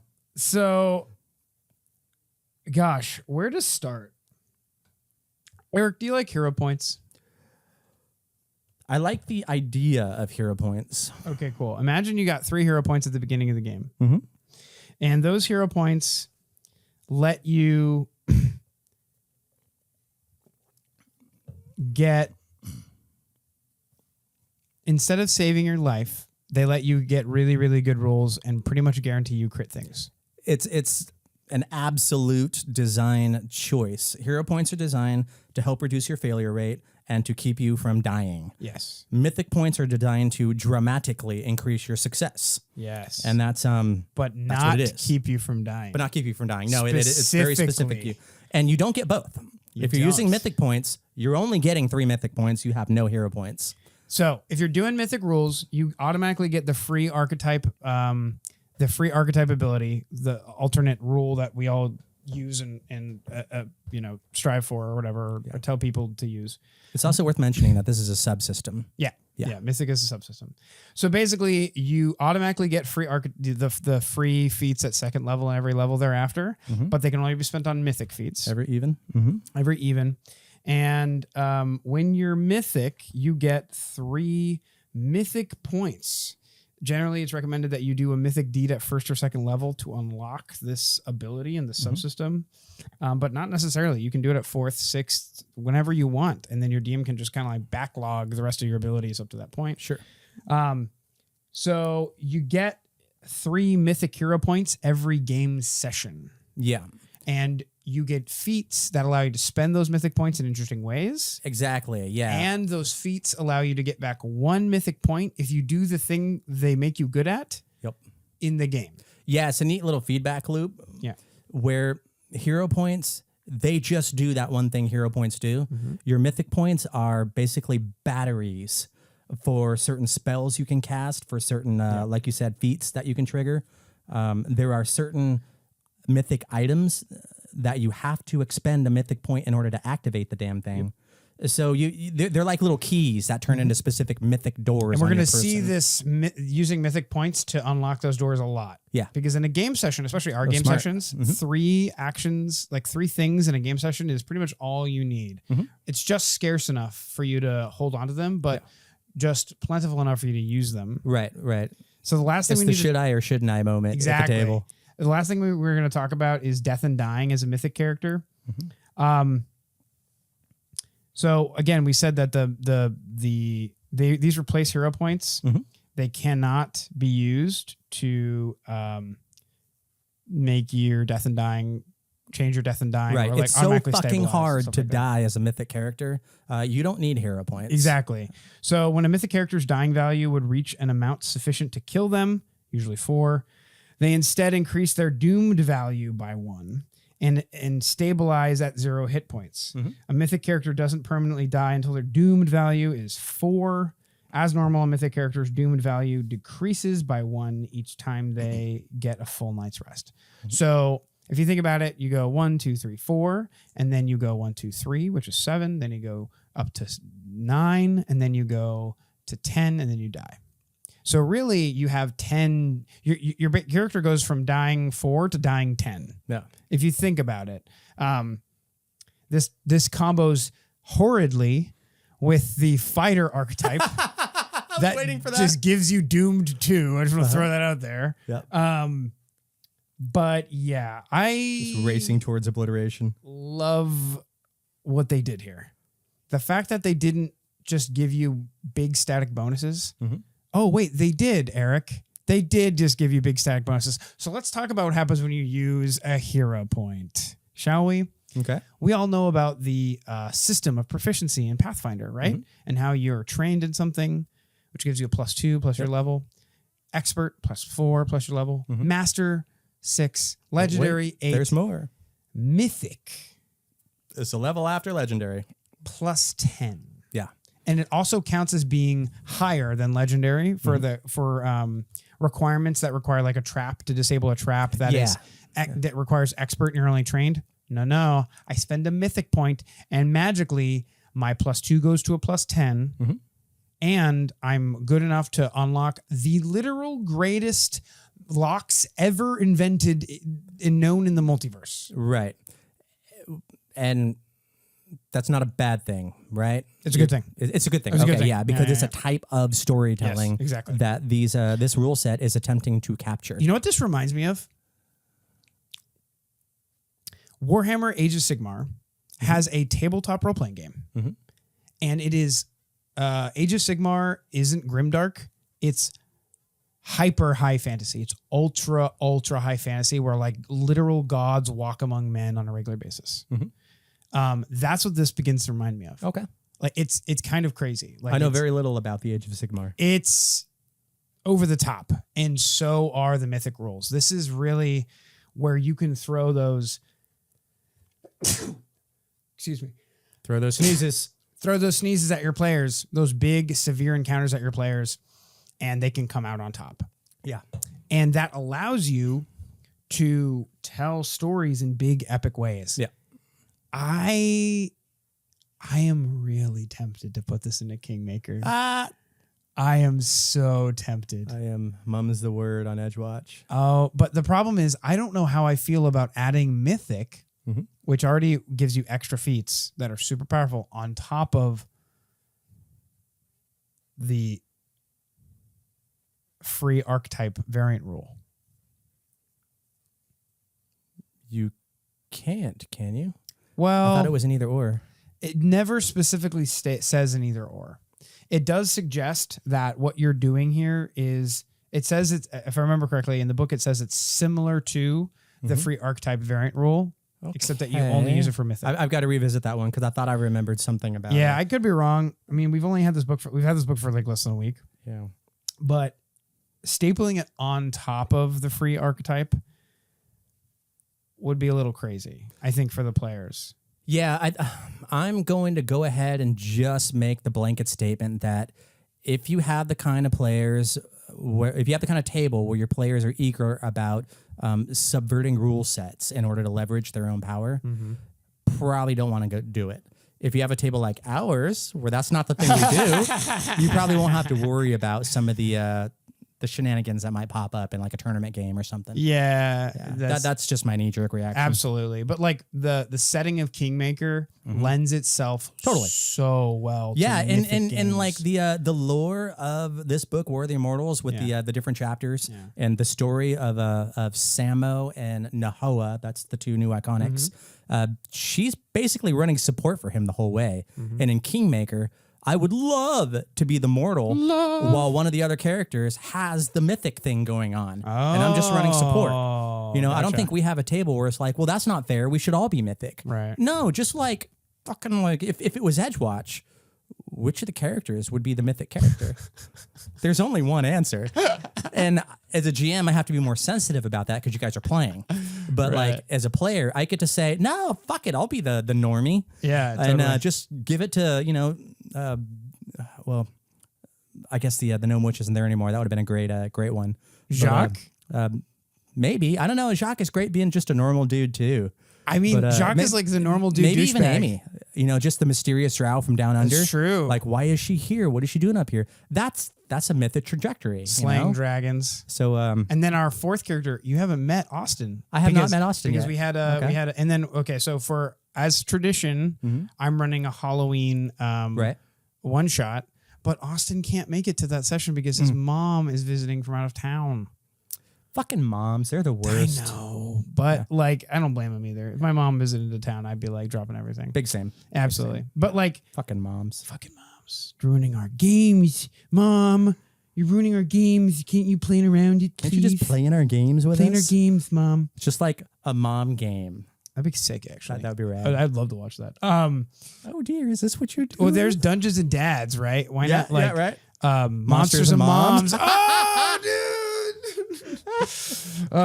Anyway, so that's the core Mythic rule set. In a nutshell, yeah. One of the things I don't understand, Eric. Yeah. Maybe you can tell me. This is because you read this section tip to tail, right? Yeah. I mean, once, sure. I don't understand the rewrite fate action. So there's an action at the end of the core rule set. It's a free action. Fortune. Of the Mythic rules. So we talk about Mythic progression. I read the section. And then there's this ability at the end called Rewrite Fate. Trigger. It's a free action. Uncommon, Fortune, Mythic. You roll a skill check or saving throw and don't like the result. That's the trigger. Okay. Destiny, fate, or some other force bends around you as your mythic power swells, manifesting a flash of light or visible surge of energy emanating from your body as you cast aside the chains of fate. Yes. You expend a mythic point and re-roll the check or save with mythic proficiency, taking the new result. What's interesting about this is it basically lets you do mythic checks for every skill and saving throw in the game. Yes. Having to spend a mythic point to do it. So it's not like you can do it 87 times a day. Yeah, exactly. Right. But then the first level mythic feats specifically are they specifically say you can use your mythic points on this specific skill check. And when you do, they do that's cool, and you do cool things. To me, it seems kind of odd that they would double dip like that. Is kind of what I'm getting at. Okay. There's got to be something I don't understand, but maybe I'm just like misinterpreting it. So like arms that cuts the waves is a second level feat, mythic, uncommon, river, lake, sea, or ocean. The water calls to you, and you don't fear its depths. When you swim on when you attempt an athletics check to swim, you can spend a mythic point to attempt the check at mythic proficiency. Then you would run out of air and begin suffocating. Ears that hear the truth is a good example. You have an acute understanding of the rhythms of living things, and you never miss the quaver. Whoa, that's a word. That betrays a spoken lie. When you attempt to sense motive, or when you roll perception for initiative, you can spend a mythic point to attempt the check or roll at mythic proficiency. But if you're doing a sense motive, can't you just use Rewrite Fate and do that anyway? It seems weirdly repetitive. Perception isn't a skill anymore, so I can understand like mythically get perception checks, which is badass, by the way, for initiative, because winning initiative is winning the game. I guess I get the saving throw more than I do the skill checks. Yeah, I just imagine it's that moment in the story when the dragon's fire is bearing down on you, and you have no way to block it, and it's just blowing at you, and you're like, no, and then you push back, and it's almost like the metaphysics around you are your destiny is kind of pushing through that moment. Right. It's the Superman moment, Yeah. So what's interesting is with the mythic rules, there's an edict and anathema that ties to a calling. So they've got like the acrobat's calling, the bookkeeper's calling, the artisan's calling, caretaker, demigod, guardian, handler, hunter, sage, thespian, thief. And these are specific callings that have an edict and anathema tied to them, as well as specific mechanical benefits. Right. And just to go back to the beginning of like, what is a mythic calling? It's literally the first thing that you get that lets you access mythic power. Yes. It's when you're, when that moment when King Arthur was able to pull the sword out of the stone. It's that moment right there. Yes. And then all the cool shit came after. So this is the part that really confuses me about Rewrite Fate. And maybe it's just like kind of double dipping on the same rule set here, but it's like, let's talk about Thief's Calling. Blah, blah, blah, fluff. When you attempt a pick, lock, or steal an item, you can spend a mythic point to attempt a check at mythic proficiency. Okay, I don't know why you're giving me permission to do this, because I thought I already could with Rewrite Fate. The first time each day that you critically succeed on a check to pick a lock or steal from a hostile creature, you regain a mythic point. Okay, that's an additive ability that I didn't have before. The edict is seek opportunities to overcome ever more dangerous and complex locks and mechanical defenses, steal things from dangerous creatures or places. Anathema, leave unattended treasure where you found it. Pass up opportunities for profit that challenge your skills. I'm going to throw out a possible answer to your question. Yeah, go for it. When you're designing mythic adventures, you're not talking about trivial or low encounters anymore. In fact, you're ramping up the back-to-back severe encounters. Yeah. So when you start doing that sort of thing, and the DC thresholds are up there, you're increasing your likelihood you're going to miss it, and that free action gives you a chance to kind of like say, no, this is happening.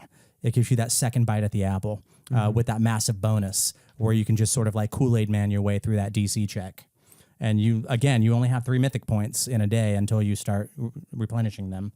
So I think that might be what it's alluding to. We're not talking about low, trivial, or even moderate checks. Okay, I just reread the paragraph, and it specifically calls out that the the calling allows them to regain 1 mythic point. It's a mechanic for regaining mythic points and also encouraging them to do the thing that they're good at, which makes sense. Okay.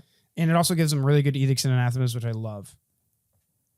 Yeah, that's something I didn't dig too deeply into was the...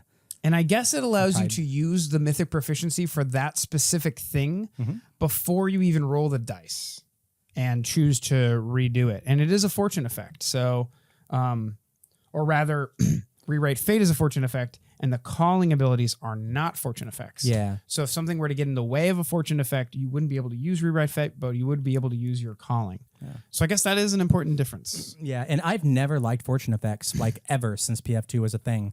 Really? But this mode of storytelling, because it's just sort of like it's fucking horoscopes, man. It's horoscopes? Yeah, it's sort of like, you know, the halfling's luck part of the game. The character sheets have numbers and people have abilities and proficiencies and skills and they train. The idea of just like, you know, because I'm a Sagittarius, I happen to have this one thing that goes really right in my life and I can lean into that. It feels a little more esoteric, the idea of the fortune. But in a rule set that's all about fate and mythic proportions and destiny, yeah, you know, two words I hate in my fantasy unless we're specifically talking about like Ragnarok or something super fable-y or fairy tale-y, you know, predetermined fate, that sort of thing. That's when I'm cool with fortune effects. But it takes the gritty realism out of it for me. Like my mind movie starts to go, well, God damn it, if it's just if the outcomes are fickle due to loosey-goosey things that don't really, you know, like fate and fortune is problematic for me unless it's tied to the theme, which it is here. Got it. So if we were to have like a like a military horror genre going on, and there's fate and there's a halfling rolling twice and taking the better roll and just dancing through the bullet fire or the crossbow bolts, it's like that's not the story we're trying to tell here. Yeah. But in War of Immortals, it absolutely is, because the divine essence and the outer planes coming into the prime material plane. Have you watched Dunkirk? I haven't, no. Okay, so excellent movie. Everyone should go watch it. But Dunkirk is a military story, and it's not military horror, which was what I think you just described as being basically like the hard reality of war. Like I would describe military horror to me as something along the lines of like Vietnam films would I was going to say slip into have that. You seen Fury? No. Okay, with is that Mad Max? No, Fury. Different one? No, it's is it Fury? I'm pretty sure it's called Fury. Anyway, it's a story about a tank operator. We still have volume that right? Yeah, no, we're voluming. Good, good. Well, it's a story about a tank operator and his little tank crew during World War II. And there's Shia LaBeouf. Oh, I heard about it, never saw it. And Brad Pitt was the one of the main protagonists. Excellent movie, by the way. If you like war movies, fucking check that out. But if you compare the two, one is a gritty story about just trying to survive and making it through. And spoilers, at the end, everyone dies. Whereas Dunkirk is this harrowing story of these two guys literally dodging bullets at one point, making their way to save a bunch of people from a bad outcome of a war. Those are two things in the same setting, two different wars, but the same kind of idea, but with two very different themes to them. Yeah, two different genres. Exactly.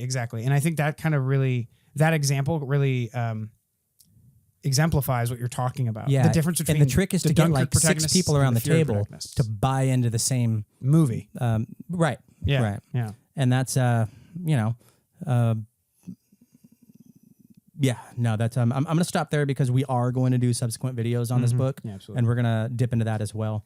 So those are the mythic rules. What does it mean to be in a mythic story in terms of like what can you do from level to level to level to level? And my read, and tell me if this checks with what you're looking at. It breaks down to essentially 3 parts of your adventuring career between level 1 and 20. Okay. The first third is levels 1 through 5.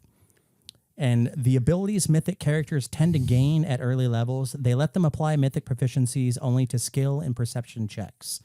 Imagine that kind of game for 5 levels, where that's where your power is. The ability to be skillful, to climb things, to swim and hold your breath great distances, to see things that nobody else can perceive.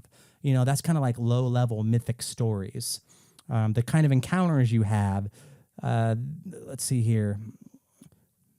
One gives you one. I was gonna say one gives you a bonus to AC and all saves, but you never get a bonus to attack until later.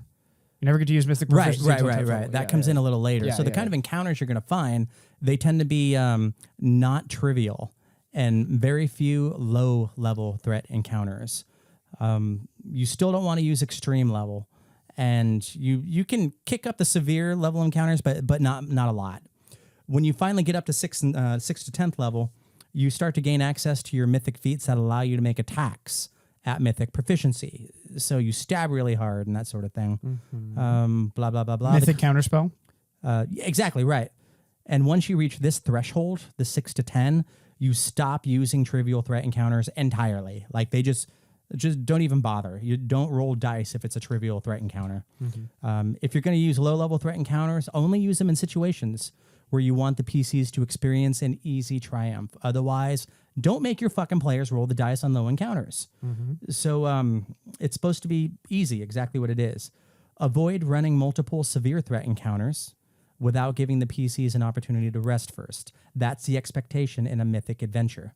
Severe threat encounters against mythic opponents should probably be preceded by mythic deeds or a moderate combat encounter against multiple lower class mythic opponents. So there's a balancing to your combat severity that's different in mythic than it is in everything else we're all used to running. By the time you reach the 12th level threshold, you start getting into your, what do they call it? Destinies. And between 12 and 20, you've got your 12th level feats for your mythic destiny. Everybody has one. You'll have a significant amount of power both to defeat opponents in combat and to directly impact the narrative of the game world in ways that are big and small. So you have things where the abilities on your sheet allow you to co-opt the power that is typically reserved for the GM behind their screen. And you can be like, nuh-uh, I'm going to help write the story, like writ large. And that's what your ability does. You pay your mythic points and you trigger the damn thing. So what kind of encounters do you tend to run in at 12th to 20th level in Mythic? Avoid low and trivial threat encounters entirely, period. If you come in contact with adversaries who represent such an encounter, just roleplay it. For a significant boss fight, this is the part I love, for a significant boss fight that serves as the culmination of an ongoing plot line, you know, your BBEG, it can be appropriate at this level range to present the PCs with a back-to-back severe threat encounters, such as an attack against a powerful lieutenant backed by a larger number of weaker monsters, and then the final boss with a pair of more powerful bodyguards. So, like the fall of Edgewatch, that scene I ran for you guys way back in the day, that was, I called it epic.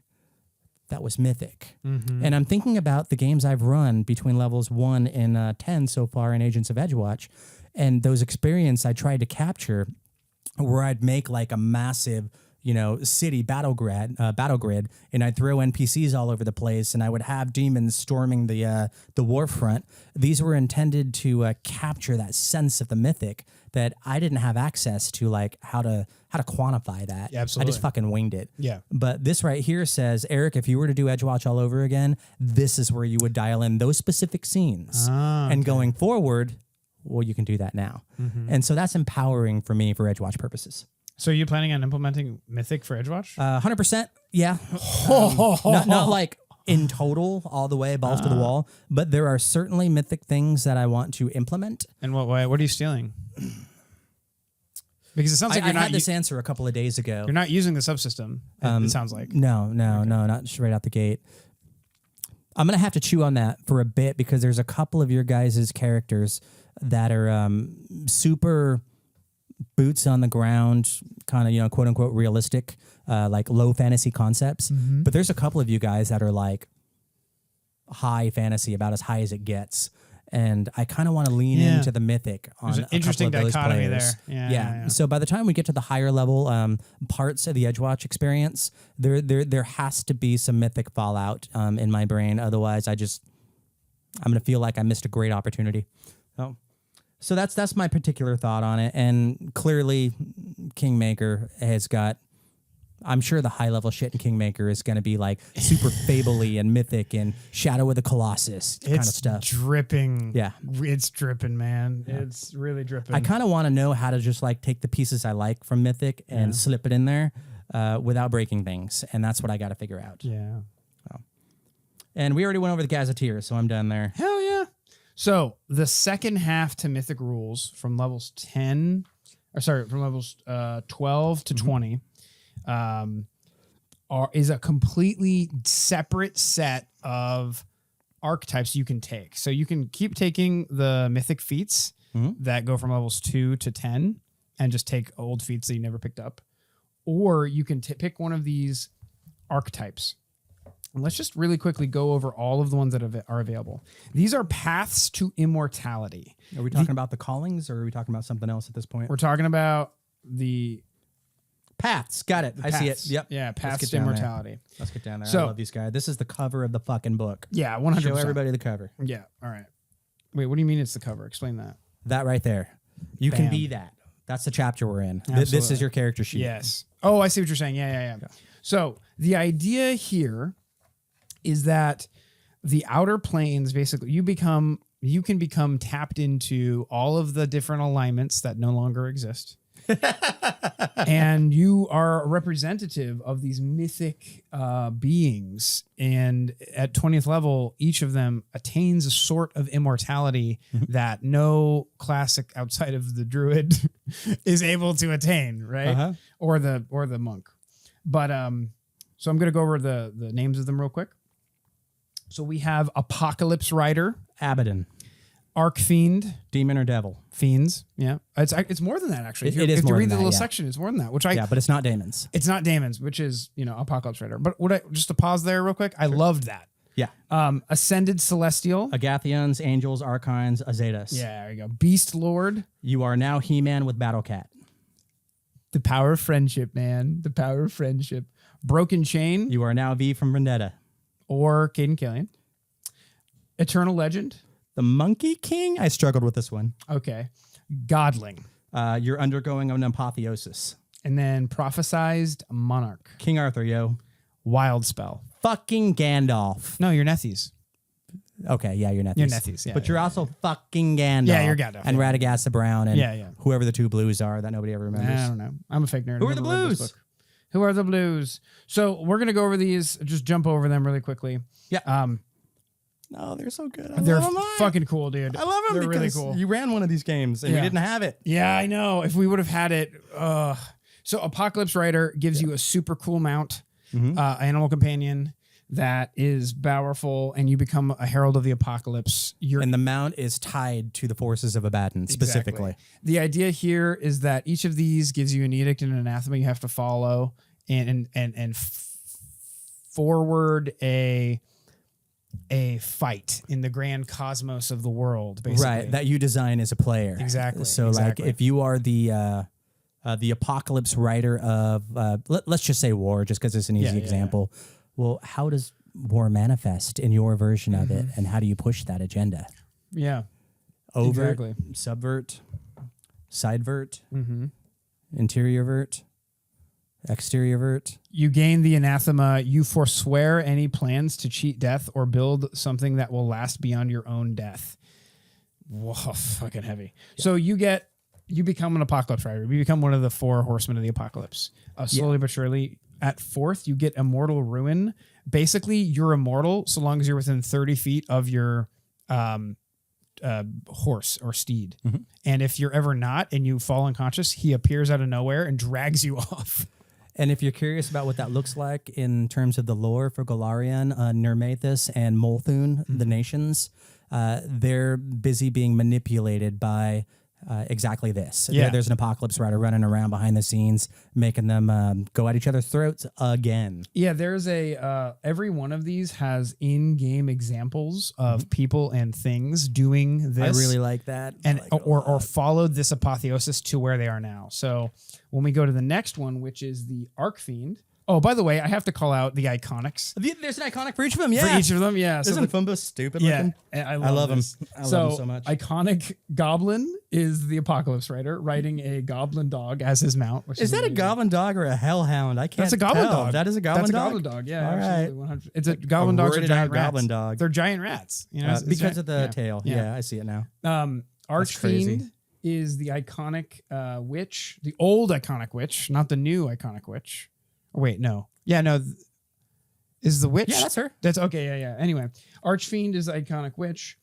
This one, you literally become a fiend of some sort at 20th level. You get your own realm. At 12th level, though, which I think is really interesting and important, you from the very get-go, you design your realm that's going to represent your fiendish section of hell or the other hell or whatever. You know what I mean? Your realm. Your realm in the grand scheme of things. Yeah. And you get to, at level 12, the very first dedication feat, basically, you get to bring that realm into reality around you. So if you're like the demon of boobs and the boob realm, you could summon boobies all over the place. You know what I mean? Right.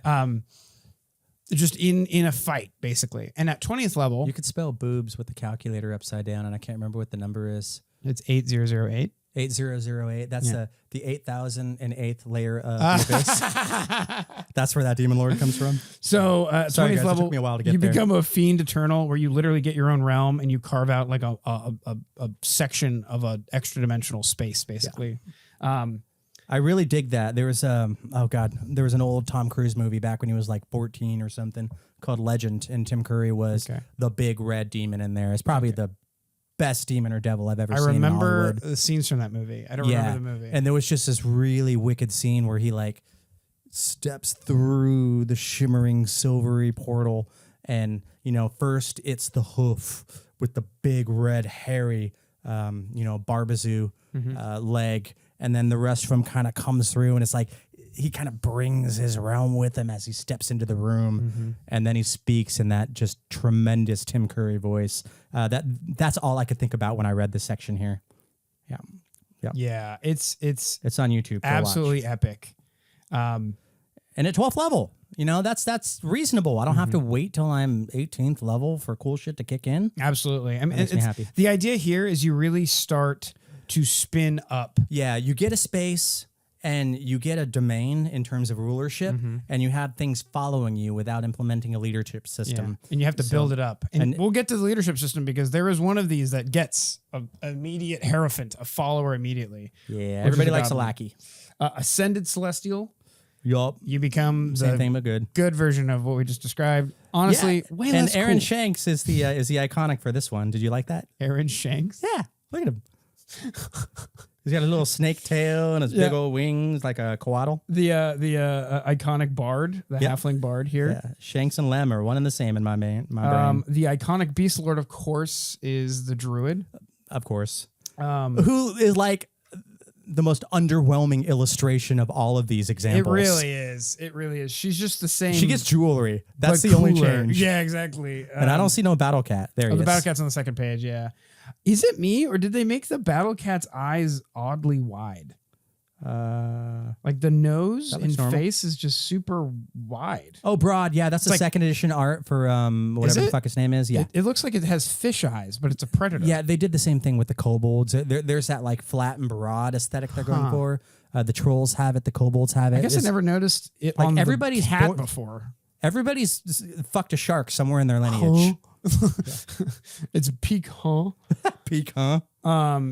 But So no, I like Beast Lord is a power of friendship. If you're Yeah. it's one of two of them that are Planes. like not very celestially they're not connected to the outer Beastlands. planes. Yeah. You know what I mean? Yeah, there is an outer planar area traditionally in like at least in D20 games called the Beastlands. Right. And that's kind of where this whole like Idea comes from.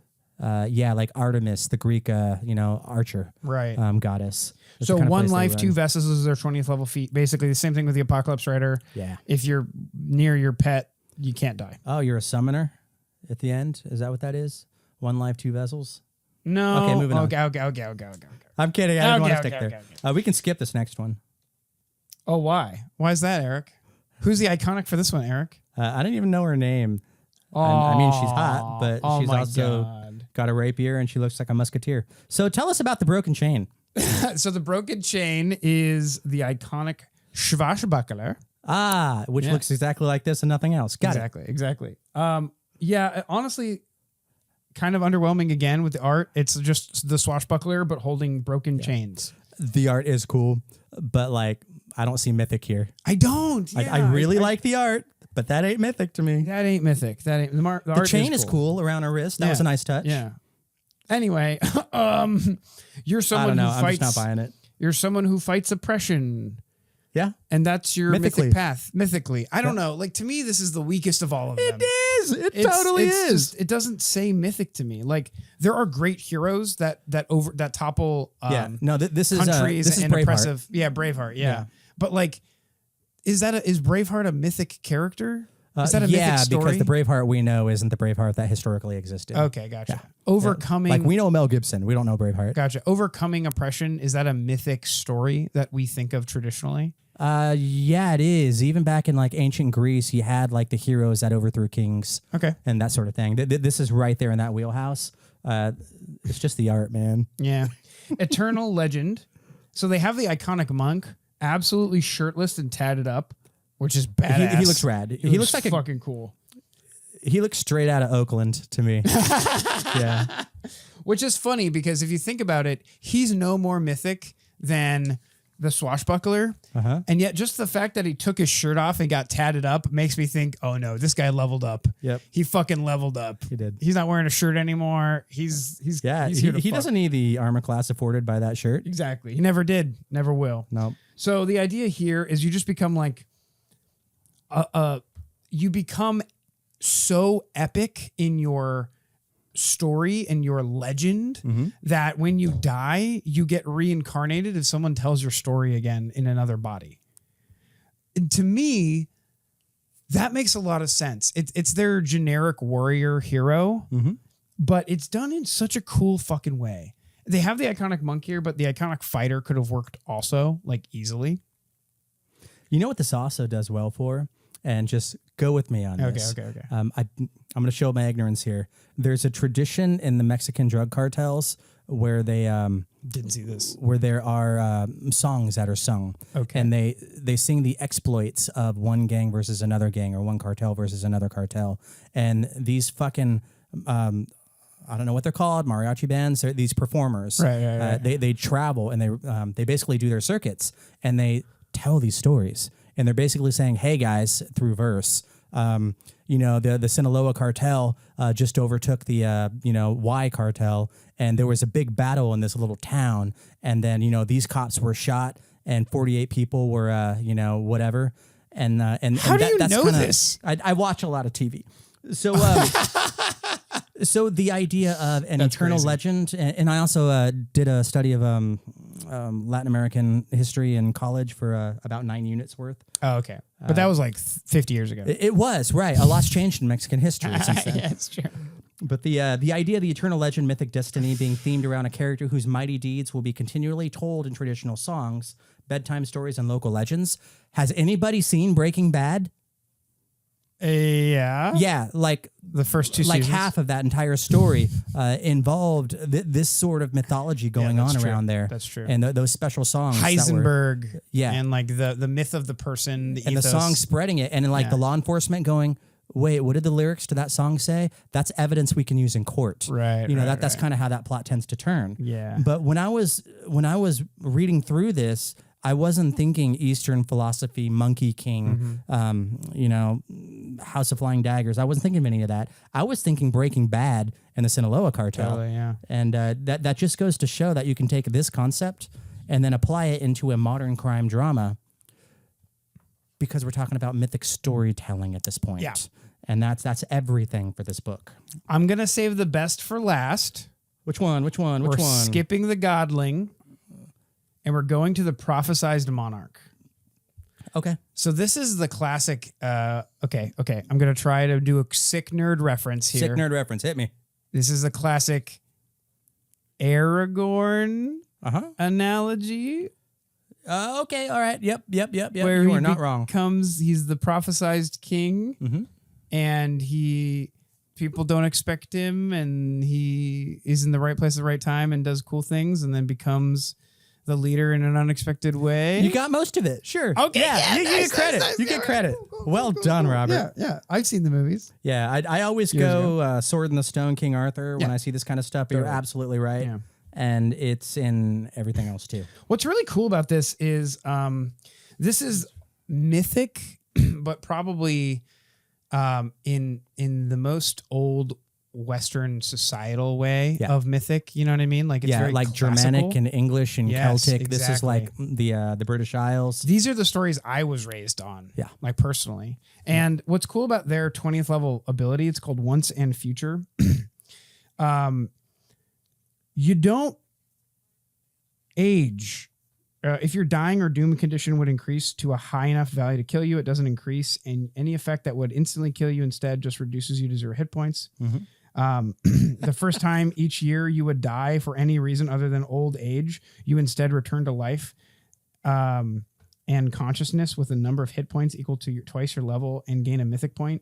If you ever truly die and aren't returned to life within 1 year, you're reborn as a child into a new mortal body somewhere in the world where stories of your accomplishments are still told. You don't complete your journey along the River of Souls until an all mortal memory of you has vanished.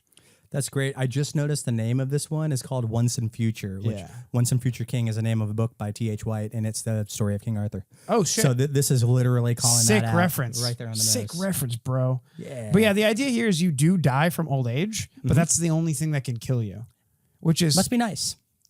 crazy. Good work if you can get it. And you know what? If you're an elf, prophesized monarch, it's a long life. No, that's cool. I'm watching through Lost right now. Okay. Again.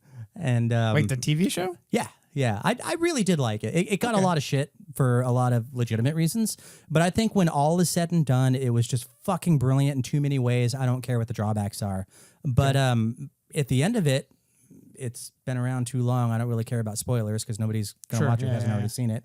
It basically comes down to a philosophical chess match between two people, and that's kind of what I was seeing in my head when I was reading through this entry on the prophesied monarch. You have like one guy basically saying humanity is basically this, and then the other side saying, nah, humanity is this other thing. Okay, what's it worth? Place your bets. And then they just kind of 7 seasons later, we got ourselves some answers. So it's like 8 seasons long? 7, I think. Oh, okay. Gotcha, yeah, gotcha. yeah, 6.5, 7. I forget the number.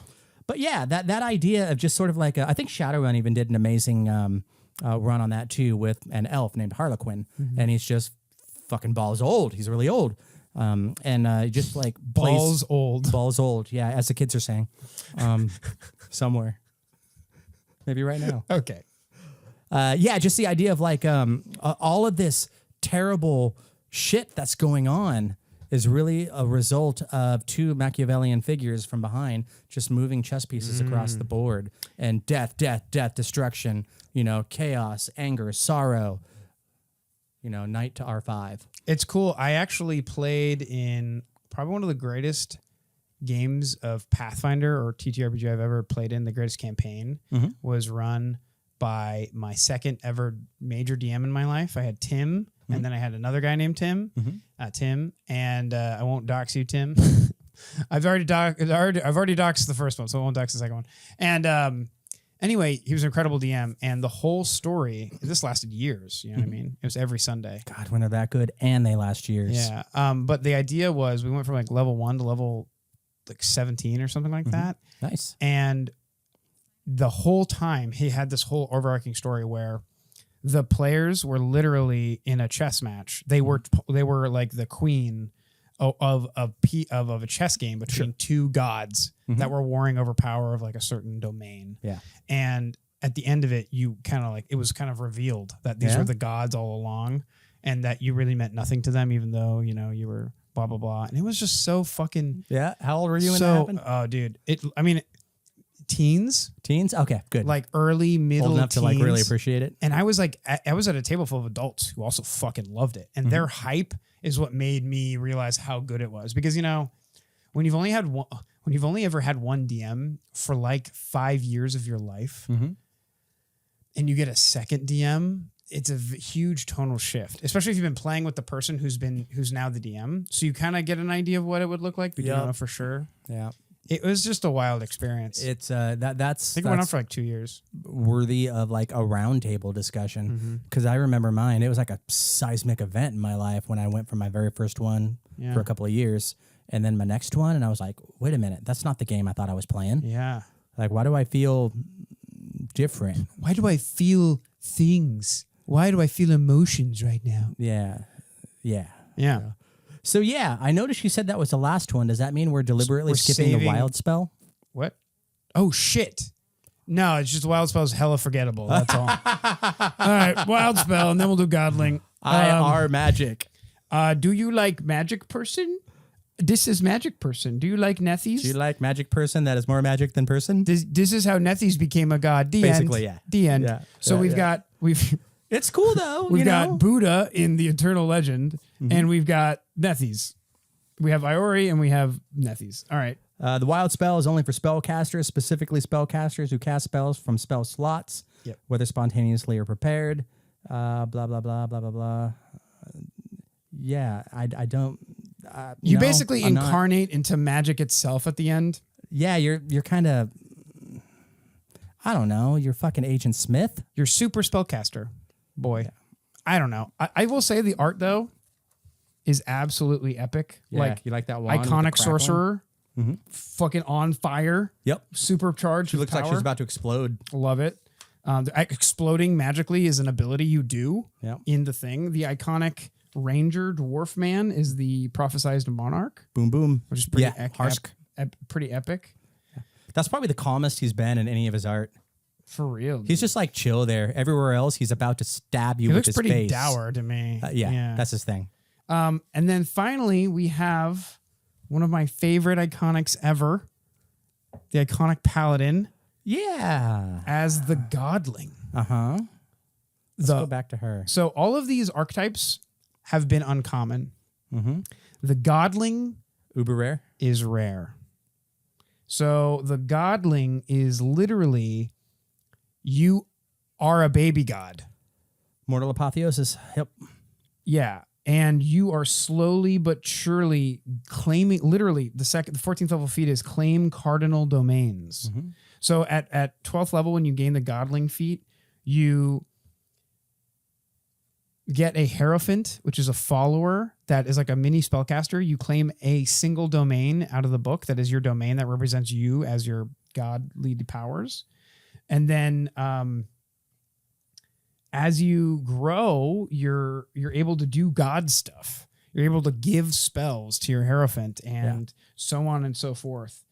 Past vengeful judgment, sanctify a relic, gird champion, font of life or death, absolve sins. And then finally, their 18th level feat is stymie the gods, where if there's godly interference, you can basically say no. Yeah, that's straight up Greek mythology. Yeah. Yeah, I love that. And then finally, assume godhood, where just do it. You become a god. Yeah. And the way that it's like 2.5 paragraphs. The way you assume, I didn't expect them to go here. This is 16-year-old Robert would have fucking loved to have this in his hands. Yeah, you should have been around for 2nd edition because that was everywhere. 2nd edition D&D? Yeah. The Forgotten Realms had this thing about like the 20th through 30th level threshold, and you could become a god and gain a portfolio and trade portfolios with other people and kill people and take their portfolio. And it was basically, it was god making. Yeah. You know what my favorite part of this particular entry was? Confirmation on something I didn't know before. So each of these different mega archetypes give examples of actual representatives in the lore. Oh my God. The wizard Razmir pursues divinity and immortality by whatever means he can acquire it in locales across the inner sea, both obvious and obscure. He's one of the examples they give for the godlings, which are mythic beings whose action and circumstances propel them along similar paths. He's not just a high-level wizard. He's got mythic levels. I have a paragraph in here that you're gonna love. Yeah, what do you got? Hit me. Maybe I didn't read it. any of these characters might be or might become godlings. I want to than think that demigods, he is. but closer to true godhood than an example. Godlings wield mythic power while sharing divine magic to pursue and accomplish their goals. Yeah. If he gets one of these shards, that's what we've been waiting for this whole time. Like, is he or isn't he? Right. Can he be or can't he be? Is he sneaking his way into the city of Absalom to go tappy tap on the Starstone? Tappy tap. Or is he sitting in White's throne, back at home, just like pretending to be a god? I don't think anybody knows. I don't know of any lore that's about Rasmussen since first edition, plus or minus Pathfinder Society scenarios. I love the idea of doing that was cool. Like we've talked about this in a previous episode of the podcast, but I would love to do like a Rasmussen based rebellion group, or better yet, you reskin. What's the evil I knew you were going to go there. Yeah, Hell's Vengeance. Reskin Hell's For Vengeance, Rasmussen, but you're yeah. in Rasmussen. Oh, that would be rad. That would be so fucking rad. It would be. It really would be. Especially with the right table, like that could be very cloak and daggery kind of. You're literally pretending to be the KGB, magical KGB. That's right. Yeah, that would be a really crazy experience. But yeah, so this is it. This is the archetype, man. It's about as high power as you can get. There's no way to go higher than this. We've hit the ceiling, I think. Like we really have hit the ceiling. Everything I have for the Paths to Immortality section. We covered them all. All right. Okay, cool. The only thing left that I can see on my notes are 2 more sections. There's the Mythic Vault, which is equipment, artifacts, spells, and rituals. Let's burn through it really quickly. There's a bunch of mundane items that have already existed in other books, except for I believe, I could be wrong here, but I believe they've added the fighting ore. The what? The fighting ore. Oh, like a literal item. Gotcha. Yeah, and the pal stave, I think that's not an item either. These are the Pacific Islander they weapons. went all in on that, Yeah, that they had to add to the give context to our new iconic. But like the rattan armor and the Sankit and the I can't pronounce them either. Nihahat, the Nihahat, those all exist in treasure vaults already. Gotcha. I noticed, if I'm reading this right, they added 2 new armor traits. One is Aqua Dynamic. This kind of armor is designed for use underwater with streamlined design and buoyant materials used in strategic places. You do not apply the armor checks a penalty to acrobatics or athletics checks when you're in water or similar liquids. So Aqua Dynamic is a new armor trait. Do you think... I want my Little Mermaid story, and this is one step closer to getting that with the Howl of the Wild book. Do you think that Constantine was a mythic character? Like the Marvel... Is it Marvel? Is Constantine... DC, no, it's Vertigo. Okay, Yeah. gotcha. John Constantine, he was also blonde in the comics, and Keanu Reeves is most certainly not. I mean, that's the only expert... That's the only... all I know is the Keanu Reeves... I would have to sit and chew on that. There's something going on there. That guy's been using fortune effects since his first page. The second armor trait I So noticed, this already existed in the coral armor item from Treasure Vault. did it? Okay, all right. One item in the entire game. I mean, I think you missing one item out of the entire game is not... Sure. Well, I'm just literally reading the words, the new traits associated with suits of armor presented in this book appear in this entry. Hilarious. So I guess it's new minus What's 1. the other one? The other one's called Laminar. The armor is made up of layered sections. It already exists in Treasure Vaults. Okay. Sorry. So when it breaks, it isn't as much of a problem. Yeah. Which is cool. The status penalty to AC if this armor is broken is -1 for broken medium armor, -2 for broken heavy armor, or no penalty at all for broken light armor. So I think some tables might like that degree of specificity. Totally. I'm showing a couple of armor critical specializations. I don't know if they existed before. One's called Skeletal. The other's called Wood. Skeletal. Wood definitely existed. Okay. With these benefits, I don't know. Skeletal armor made from the bone or exoskeleton of creatures as diverse as bears, blah, blah, blah, blah, blah. They protect vital points from precision damage. You gain resistance to precision damage equal to 3 plus the value of the armor's potency rune, blah, blah, blah. And skeletals from everything. Treasure Vaults. All roads lead to Treasure Vault. Okay, little for the 4 goblins who stuck with us so far, I'm going to tell you a little story about Treasure Vaults.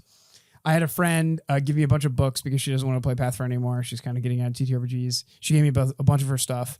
And I went out and I got treasure vaults because Erik and I are absolutely going to be recording a video on treasure vaults.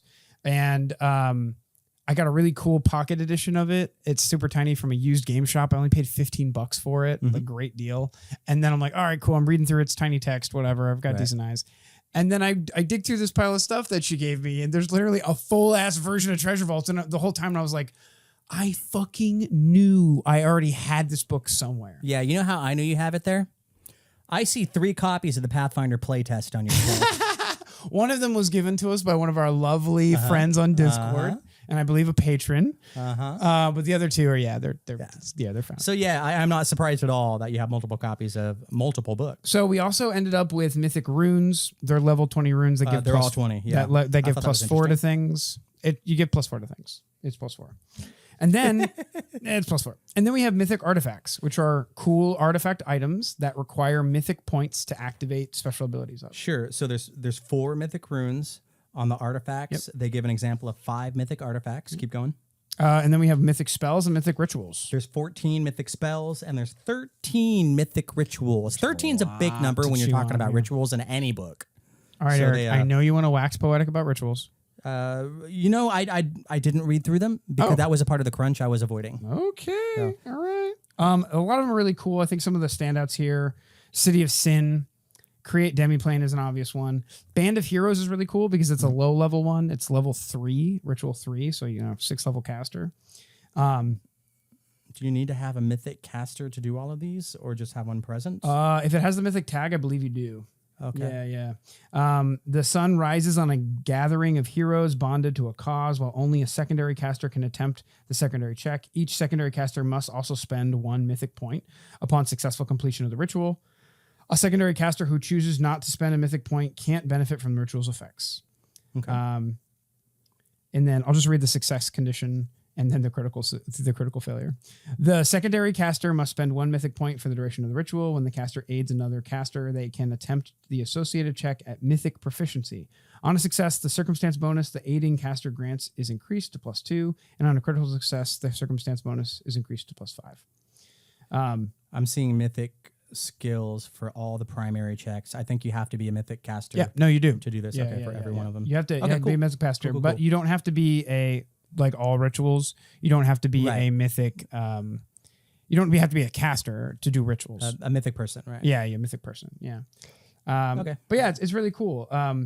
The critical failure is those ritual fails and the casters rupture their own connections to their mythic destinies. None of the casters can gain mythic points for 1 week. Doom! I fucking love that so much. And if you're critically failing anything, what the fuck are you doing? You're mythic. You shouldn't be critically failing anything. Like, what are we So what about? makes a mythic ritual mythic? Most notably, the scale and impact they have on the game world. While most rituals might have a significant effect for a single character or a small region, mythic rituals can represent huge changes in the story and structure of the narrative, dynamically changing things that are true about the world in a way that creates consequences felt at the national or planetary level and might even end or begin significant stories. So,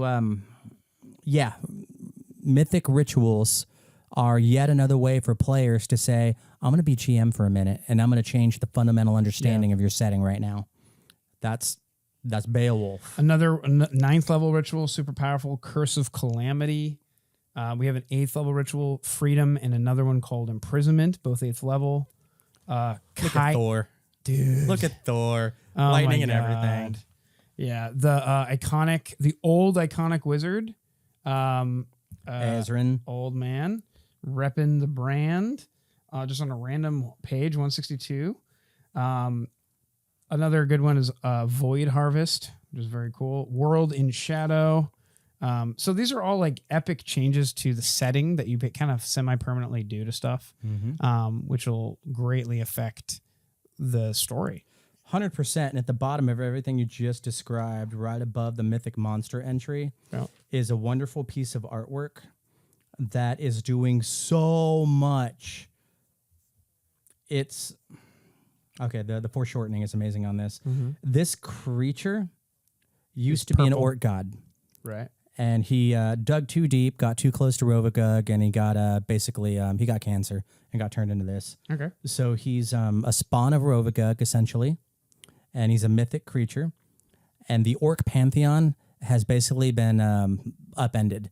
I guess the orcs in Golarion, there's a mechanistic rule set within which orcs can challenge their orc gods to supplant them and replace them.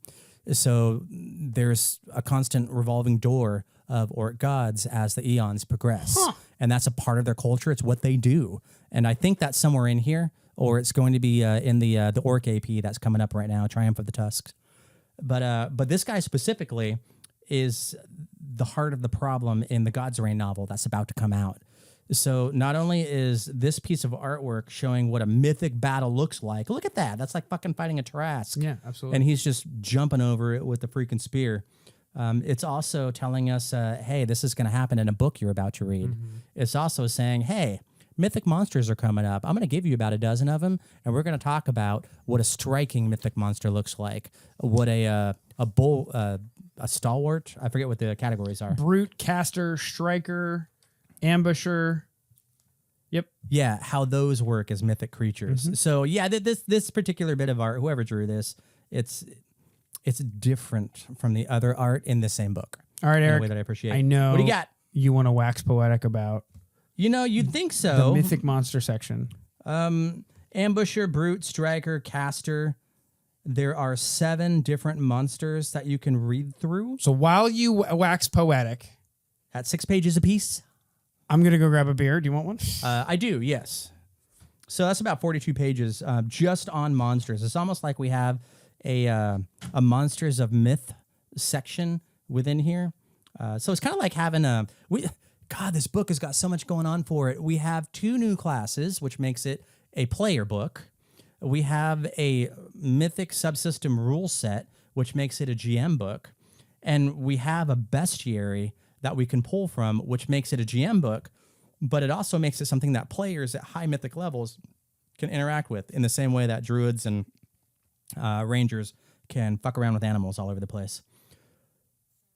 So moving on, anybody who's ever played any Cthulhu game anywhere knows that when you're talking about Cthulhu or Azathoth or any of the great old ones, they're not just monsters. They are very specific personalities with very specific personality traits that are basically, they determine the theme of the game within which players are building their characters to participate. And we've got 7 different ones here. Thank you, sir. You are a gentleman goblin. I don't care what the kobolds say about you. And the thing I like most about this is they give you 7 examples, but they also give you the templates and they tell you how to adjust your monsters so that they can be appropriately mythic. And you have levels 1 through 23 plus in terms of adjustments. So when you're making a creature mythic, you got to decide what its category is. Is it a brute? Okay, mythic brutes are hardy and physically resilient foes who fight their enemies directly, taking hits and lashing out with powerful physical attacks. Brutish athleticism. A mythic brute excels at rough and tumble activities. It always uses the extreme value for a creature of its level as its athletics modifier. So back in the GM core, the bestiary, monster core, we learned how to build monsters. This is just a continuation of that conversation. It's not saying you have to learn an entirely new rule set in order to get the thing you want. What it's saying is you already know the rule set to build this thing. Here's a couple of tweaks that you're going to want to keep in mind to take it to that next level. And I'm really a big fan of not having to just reinvent the wheel every time I want to do another version of something. I like additive knowledge. So it tells you how to make mythic brutes that are bosses and bodyguard level. Mythic casters, what does that look like? Mythic strikers. And then for each one of these, you get yourself a wonderfully big example. So for the mythic ambusher, I'm just going to use one example. You have a mythic Gozetteer. And the Gozetteer is sort of like the giant abyssal spider that's been haunting our dreams from Dungeons and Dragons for decades at this point. I think they called it a Bebelith back in D&D 2e. And it's this giant demonic spider. Well, it's like that, but bigger. It's got the rare tag. It's a large creature. It's an aberration. It's mythic. And It's got all the mythic shit they teach you how to build. You move on to the mythic brute, and you have a mythic ogre boss. It's an ogre. It's an ogre boss. It's a mythic ogre boss. So it gets you to that next tier up above it.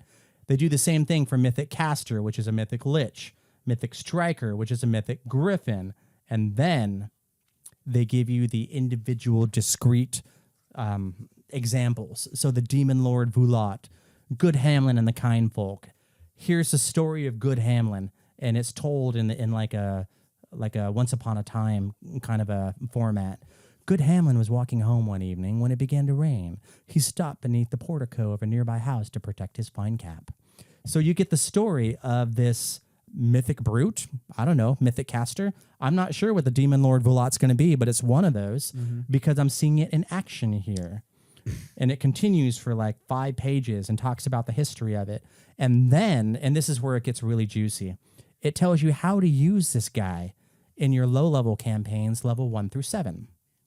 And then it says how to use this guy in mid-level campaigns, 8 through 14. And then high-level campaigns in 15 through 20. And then what does it do? And then it goes into his actual stat block at the very end. So all the Once Upon a Time, let's draw you in. I'm going to tell you a story. I'm going to get you emotionally involved before I hit you with the intellectual esoterica. And I think that was just a brilliant move for this, where in so many of our books, we tend to get crunch first and lore second. This is sort of like, I'm going to get you invested first. Yeah. And then we're going to take all that away and we're going to look at numbers. So you got to see that like 7 different times for 7 different examples. I love the Immortal Trickster.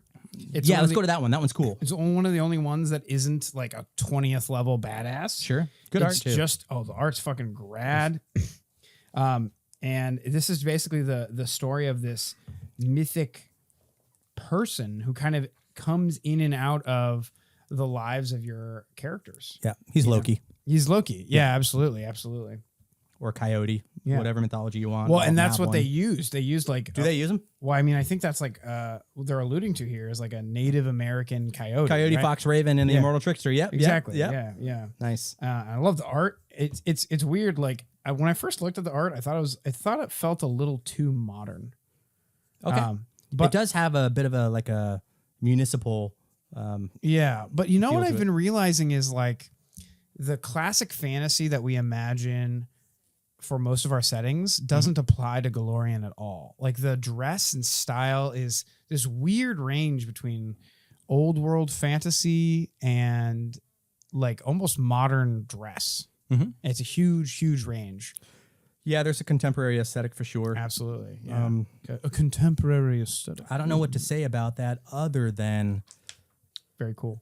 There are civilizations that are proactively participating in modern culture and politics and everything that date back 8,000 years. We don't have that here. Yeah. Like Western culture, 2,000 at the most, if that. So yeah, that's it's just, I try to take everything with Golarion with a grain of salt simply because of the longevity of the people who were still reading historical records and writing them. So like, if you have an 8,000-year-old civilization, it's going to affect the rate at which things progress, including fashion and sensibility. Yeah. So it doesn't weird me out that much. This kind of has a Neil Gaiman kind of feel to it. Okay. So there's definitely a surreal. Just roll with it. Surreality. Surrealism. Surrealism. So next up, we got a kaiju. Did you like the bird smoking the pipe? I want to call that out. Absolutely. Yep. That was fucking rad. Yeah, page 184, bird smoking a pipe. We got a kaiju. We got another kaiju that's an elephant. Of course, because it's mythic. We got... that was Greg Vaughn's construct from first edition. Hell yeah. And that's this new guy. He's not a new guy, but the guy who did this one, I think in the blog from today, he said, I really got to give a shout out because Greg Vaughan started this thing, and it was a real privilege to continue in this War of Immortals book. Sick. Awesome. Sick. I like that behind the scenes. And then scenes there's this weird shit. little eyeball thing I don't really understand, which I love. Well, we can't call it a beholder, can we? No. Did you like the little Godzilla kind of... Yeah. The two-headed kaiju. It's a total homage to Godzilla. Yeah. What's his name? Gozra? No, that's the god. Yeah. Gojira. No, Gojira is... No, the fucking bird, two-headed bird thing. Yeah. So we have Sublime Breath, which is like a celestial creature of art that basically finds someone and makes them a great artist. It's the muse. It's the muse. Yeah. Exactly. Then we have Varix, that was the monster you just described at the beginning that we saw the great picture of, the orc god that got too close to Rovagug. And that's its own epic story. And then finally with the Weaver of Webs. It's straight up Cthulhu. Yep. I'm surprised you didn't bring this up originally because this screamed Erik when I first read it. It really does. It really does. Yeah, it kind of takes me back to Michael's Underdark game too. Yeah, absolutely. And then that is it. No, it's not. We still have 3 hours left. We have the index. And who Index. reads- We who reads have an to cover the index. So yeah, that was our first look at War of the Immortals. I was so happy with this. I expected to really not like. I didn't expect to hate it, but I expected to kind of be like, seriously, is this what we're doing now? I was expecting it to be way thinner than it is. Yeah. And my expectations for sure. were blown Like out of Secrets the of water. Magic thin? No, Secrets of Magic is big. What are you talking about? Secrets of I Magic thought it was is smaller. thickums. Am I thinking of the wrong book? I think you are. Treasure yeah. Vault's thin. Yeah, Treasure Vault's then. Treasure yeah. Vault sucks. No, oh, shut up. No, I was expecting to be more of like one of these Lost Omens books and not like a full blown. Oh man, people would have fucking rioted if this had been Yeah, that small. absolutely. But like one rare class, mythic rules. I was talking about that while you were outside. Oh, Yeah, gosh. it's like it's a player book because 2 classes and archetypes. It's a GM book because subsystem plus mythic and this and that. It's a monster book, which is both a fucking GM book and also for any mythic high level druids and rangers, you can start tinkering around with like mythic monsters as well. So it's kind of like this book should please people on all sides of the GM screen. All people of all sides of the. I love that description. That's great. That's a great description. I just want to make sure there's nothing buried in the index before we move on because sometimes they have like. I think at 2.5 hours, That's it. Erik, I think we're Gucci. All right, I feel Gucci. Awesome. Thank you so much for hanging out with us, goblins. Hundo. We appreciate you sticking with us. Yep. And for check those out- who don't, I suppose we appreciate you too. Yeah, absolutely. But less so. If you're here, you probably are already in the Discord. And if you're not in the Discord, but you're like at the end of a 2.5 hour video on War of the Immortals, you definitely belong in the tribe on the Discord. Come drink the Kool-Aid. So come check us out. I'll put all the links at the bottom of the video as usual. And as usual, Keep it weird and keep mythic. it